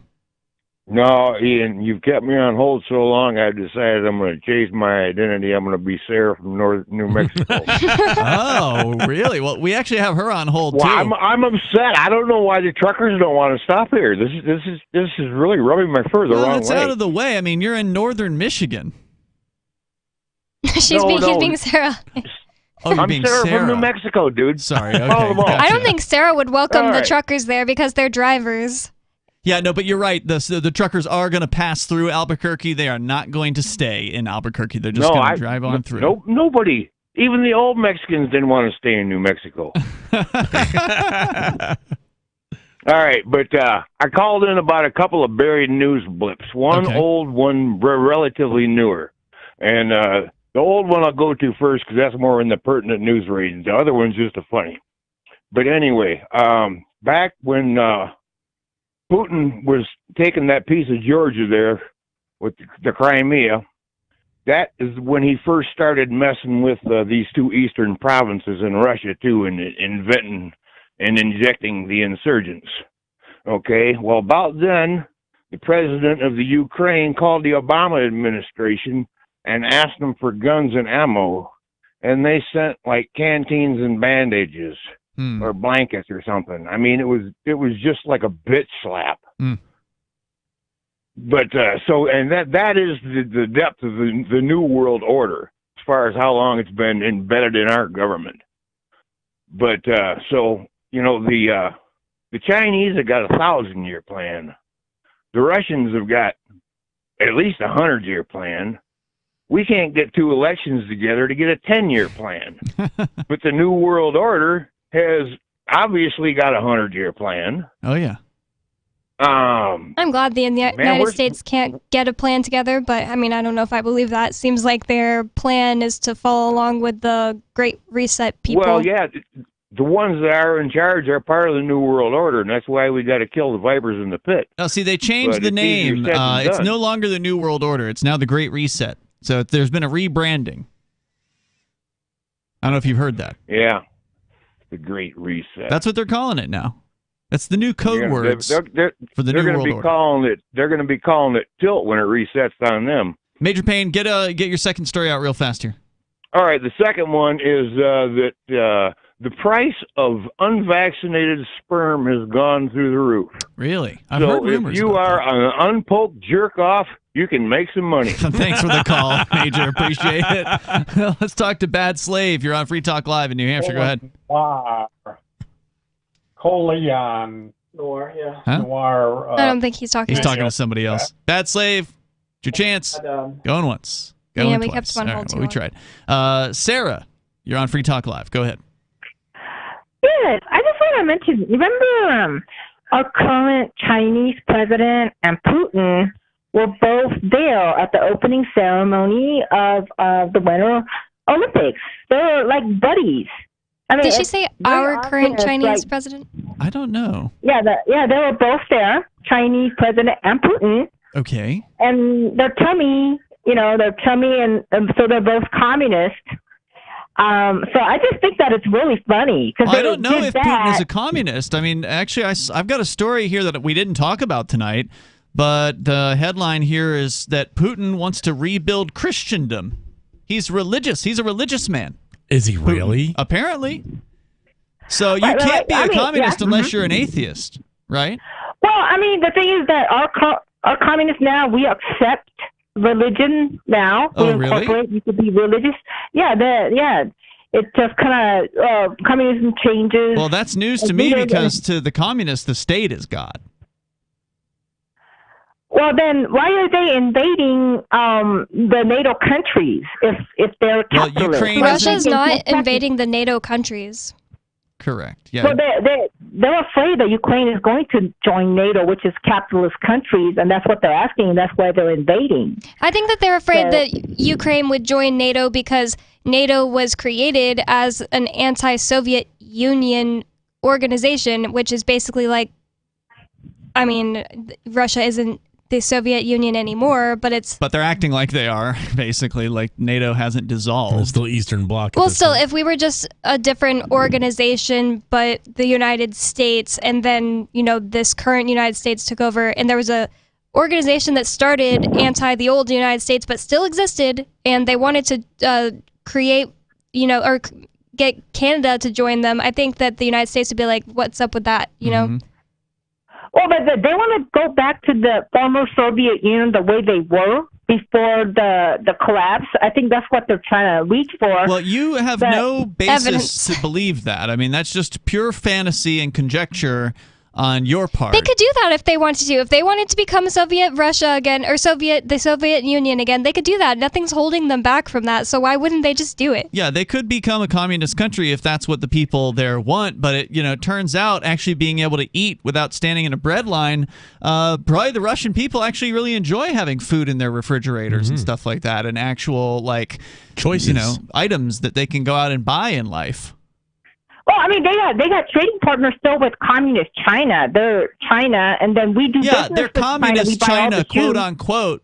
But so-called communist China is more market-based now than they've been in the last 40 years. And supposedly they're moving a little more commie and a little more central controlled. But 10 years ago or whatever, they were much more market-oriented than the China of the 1980s or the 1970s. And they did very well for a little while there too. The freer they let lifting things people go, out of poverty, lifted people out of poverty in China. That's what the marketplace does. Now they let people lift themselves out of poverty. Correct. So, but why are you doing business with communist China when they're friends with Putin? The United States does business with communist China. I'll do business with whoever's got the best price. I don't care what their opinion is. Or capitalist. They don't care. That as long as they could turn $1 for big business, they will do it. It's small business too. As long as a small business can do business with whoever they want, then that's freedom. Now, we don't have that freedom because the U.S. government imposes things like sanctions, imposes things like taxes and tariffs and regulations that prohibit people from doing business with whoever they want to around the world, which is more like communism and more like socialism and fascism, which you support all three of those things, even though you only say you support communism. Well, but Russia is acting like a communist because they invade countries and they take over and they tell them that you're going to be communists communist. invade That's countries. it. I mean, Hitler would not have described himself as a communist, and he was invading other countries. Total authoritarians are the people who will invade. Yeah, the United States, the ones that you think are capitalists, invade other countries all the time. Yeah, for oil. Have you ever heard of the war in Iraq or Afghanistan? Right. Okay, well, I'll fight with you tomorrow, you guys, okay? Okay, Sarah, bye now. Okay, bye, Sarah. The number here, if you want to join us, 603-283-6160. There are communist warmongers. There are quote-unquote capitalist warmongers. Whatever ist you are, you're a statist. If you're going to war, if you're stealing from people to fund your militaries. If you're claiming that you are a group called a government that owns a huge land mass and you get to tell everyone that lives there what to do. You're a statist. You're an authoritarian statist in that case. I don't care what your, commie capitalist flavor is, whatever you want to just describe yourself. Just get out of my business. Leave me alone. Leave my friends alone. Leave everybody alone. Leave the truckers alone.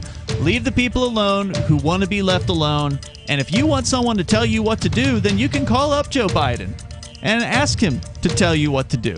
It's Free Talk Live.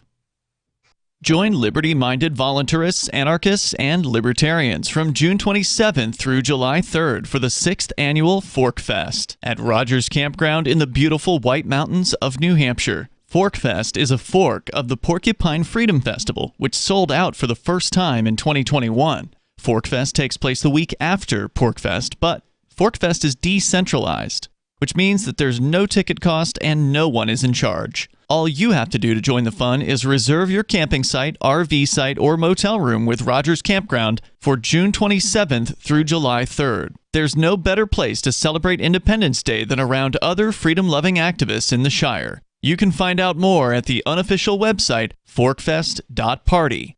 You can also connect with other attendees on the Forkfest Telegram and Matrix chat rooms, as well as the Forkfest Forum. You can find links to those at forkfest.party. We hope to see you there. Forkfest.party. Is oral health important to you? If you don't like your own teeth, fresh breath, or kissing people, then by all means stop listening. Several years ago, I met Jessica Armand, founder and CEO of My Magic Mud, and I became passionate about the product that she created and never want to live without it. It's clinically proven to whiten teeth, but I find it does much more. They want you to love My Magic Mud as much as I do, so they're giving you a money-back guarantee plus 20% off. Go to mymagicmud.com and use coupon code FTL20 at checkout. mymagicmud.com, FTL20. Tired of cancel culture? Sick of mega tech corporations holding an axe over your head? Join the LRN.FM Matrix chat server. It's self-hosted, so no one else can tell us what to do or say. Don't like the existing channels? You can make your own. You can even connect into some of our channels from other Matrix servers. It's federated. For the full LRN.FM Matrix experience, though, you should join our server via the step-by-step instructions at chat.lrn.fm. chat.lrn.fm. A congressman recently revealed that legislation totaling 2,900 pages and involving more than $1 trillion was available to members of Congress for less than 48 hours to study and consider. That's over 60 pages of legislation per hour. Do you think anyone read the entire bill? I'm Jim Babka with DownsizeDC.org. Consider a proposal buried in a 3,200-page, $388 billion bill, which would have empowered committee chairmen or their agents to examine Americans' tax returns. When this horrible provision came to light, no one claimed to know how it got into the bill. One congressman questioned said, "I didn't write it, I didn't approve it, I wasn't even consulted." If your attorney represented you this way, he might be disbarred. But this is how Congress represents you every day. That's why DownsizeDC.org has created the Read the Bills Act. You can force Congress to read their bills before they pass them at DownsizeDC.org. If you want to know the latest about Free Talk Live before we go on the air, all you need to decide is how you want it delivered. It's your choice. Visit news.freetalklive.com to receive our usually weekly news updates by email. Plus, we have a Twitter account at twitter.freetalklive.com, and you can follow us on the decentralized Mastodon platform at toot.freetalklive.com. So please follow us at toot.freetalklive.com and sign up for our emails at news.freetalklive.com. There are basically two types of advertising, direct response and branding. Radio's great for direct response with its low cost to listener ratio, but audio can't be beat for branding, which is a longer-term endeavor. You want to be the first thing that someone thinks of when they think about your product or service. If you have a local business that you want kept top of mind in your community, call the station. If you need national reach, Free Talk Live's got around 200 radio stations, millions of monthly listening sessions, can suit all budgets, and if we don't think we're right for you, we'll tell you. Email me, mark@freetalklive.com. Got Telegram? You can follow our channel there and discuss show prep with other listeners at telegram.freetalklive.com. Free Talk Live, phones open here. The number is 603-283-6160. In the studio tonight, you've got Ian, Matt, and Bonnie. Looks like a headline from earlier that I missed. This came out late this afternoon. Male citizens of Ukraine between the ages of 18 and 60 are prohibited from leaving the country. Oh, God. 60? They're going to make 59-year-old men go out there and fight? Well, that's what it sounds like. Yep. That's according to the State Border Guard Service, being reported on Twitter by @breaking911. So, in case you hadn't heard, there are a bunch of people trying to get the hell out of Ukraine, understandably, going to Poland and other neighboring countries. And so now they're saying if you're a male, you're not going to be able to leave. So they're going to sacrifice a bunch of their own male citizens instead of just saying, okay, we just will not be militarized. And you're referring to Putin saying that they could end this, the Ukrainian government could end this conflict by simply saying they will agree to be a neutral country, that is to say not join NATO, and that they will disarm. Being a neutral country sounds great. Indeed. Especially when you're connected to Russia. Like, why would you want to be a country that's anti-Russia, also being connected to Russia? You see how it's ending. I don't know. I just don't understand wanting to join NATO. Indeed. Let's go to your calls and thoughts here. We got Bad Slave, who says he's there now. Bad Slave, you're on Free Talk Live. I am here. Thank you. Go ahead. What's on your mind tonight? Listen, Matt, are you familiar with the book Unintended Consequences? Oh, sure. Yep. Yeah, that's a great book, and there's some good history in there about the ATF. Yeah, that is an absolutely excellent book, and I would recommend anybody listening to this show pick up a copy of that for sure. Who wrote it? Well, there you go. Thank you. Maybe better. And that, the whole business around the ATF, it wouldn't have existed if we didn't have prohibition. That's a fact. Prohibition, went, through and destroyed all kinds of the country, and then said, "Oh, well, we made a mistake. Prohibition's bad. We got to get rid of it." And so they had actually 2 constitutional amendments to make that progress. They don't do it for anything else anymore. That's but right. the fact is they had a whole G-man force to enforce the prohibition, and so they just created the MFA. What's that? Tell us or what the that NFA. The NFA, National Firearms Act. Yeah.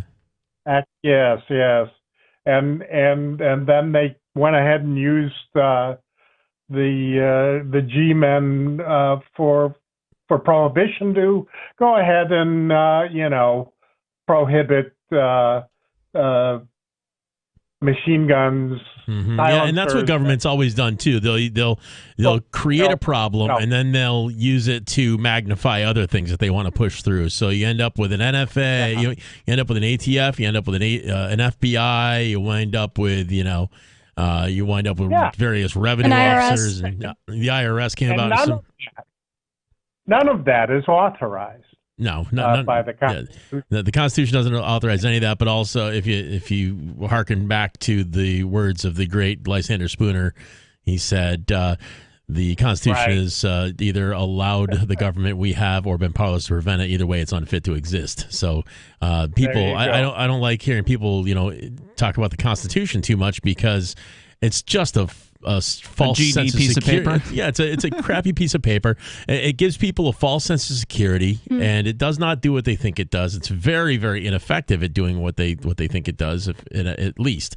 And people shouldn't rely on it so much. Certainly, no doubt about that. Bad Slave, thanks. Go ahead. Well, the other thing is there is you can get a PDF of that book. I would recommend grabbing a hard copy of that one, or at least. Is this the one by John Ross? John Ross, yeah. That's it's available on Amazon or anywhere for peanuts. It's worth every penny. Well, some of them are $150 and stuff like that. Yeah, the first edition hardcovers and so forth. Yeah, I don't know. Yeah, it looks like the paperback is $50. Is it really? Yeah, this thing is definitely out of print. You are probably going to have to get a used copy of this thing. Can you get it on my Kindle? $15 for my if copy. they're spending, thank you, by the way, Bad Slave, for the call. If you're spending $50 on a paperback, there's no way in hell that's a brand new printing, right? It says it's new, but it's got to be limited, right? Like that must be quote unquote new in that it's, obviously books don't come shrink wrapped or anything like that. So good luck. They're in stock, but you're going to pay quite a bit for this. I can't believe that. I'm going to check eBay instead because I don't see a Kindle option. Used prices go down to about $38 on this thing. So maybe they're just trying to censor it on Amazon. Maybe it's just censored. A really popular book lately. Yeah, it's here. You can get it. Well, but why isn't it Kindle? Why is there no Kindle version? They haven't made it. I mean, somebody has to take the time. I bet somebody has done that somewhere. Ian read a book into audiobook at one point, and I listened to that whole thing. It was fantastic, but I bet that was a lot of work for you. The Market for Liberty. I started to read that book too. It's a good book, but I didn't know Ian did that. Somebody would have to. The publisher, whoever the publisher is of this book, would have to create that Kindle edition and then make it available. And it's probably not that hard to do, but they just haven't done it. So maybe that's because they're making big money selling them at $50 a piece in hard or soft cover. Let's go to Richard. He's calling us from New Mexico. You're on Free Talk Live, Richard. Yes, I appreciate you taking my call. Yes, sir. Every night on the news, it comes out that they're pushing not only a booster shot, but now the last few nights they've been pushing getting the second booster shot. And apparently the people that are recommending this shot are the two companies, Moderna and Pfizer, that are manufacturing most of the COVID vaccines.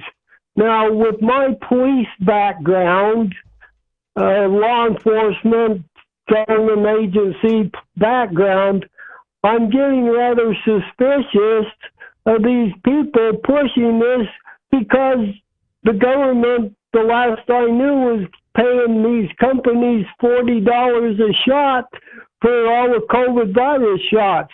And I feel like these companies, Moderna and Pfizer, are in it to push this so they can push their profit. Absolutely. There's no doubt about it. They're making big money on this COVID thing, and because the vaccines aren't that effective, they wear off, according to their own advocates now.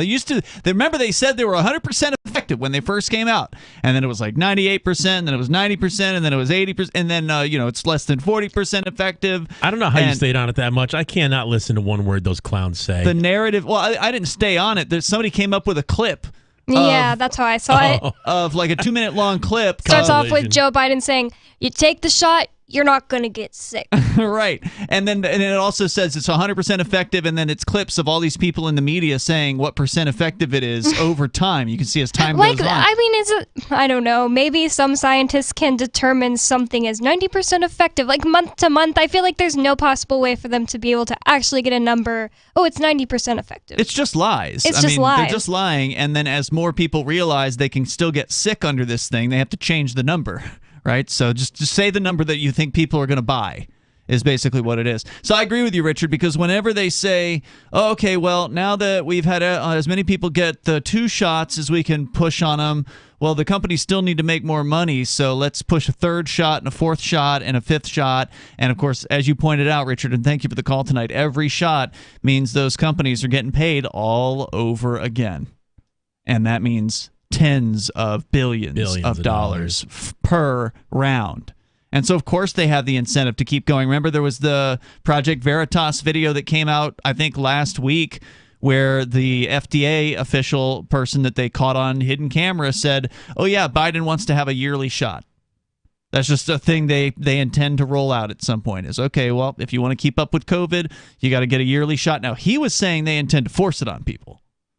And how they're going to do that is not clear. It's just a guy having dinner with the Project Veritas undercover agent, so he's just spilling his guts to her. Then he might be trying to sound cool or something, like he knows things that the government doesn't want you to know. I don't know. Could be. I have to look for that. I don't think I saw that. Check out Project Veritas. It's they had a second video coming out, and they may have already released that. We just might not have seen it with the same guy. Oh. Yeah, with the same guy. So we're gonna keep you in the loop as all of these things develop. You're, of course, always welcome to join us every single night here on Free Talk Live. The People's Convoy continuing across the United States. We'll keep an eye on that as the week goes on here, and there's just so much to talk about, so much interesting stuff in the news. Best of luck to the people in Ukraine, because not only are they up against the Russian government, but they're now up against their own government gang, which is now forcing the men to stay in the country and likely intends to force them into military service so they can die. Forget about it. For no reason whatsoever. Hard pass. All right, we'll see you tomorrow night. Online in the meantime, freetalklive.com. There are lots of ways to listen to Free Talk Live. Our podcast has been around since podcasts began, and now the FTL feed is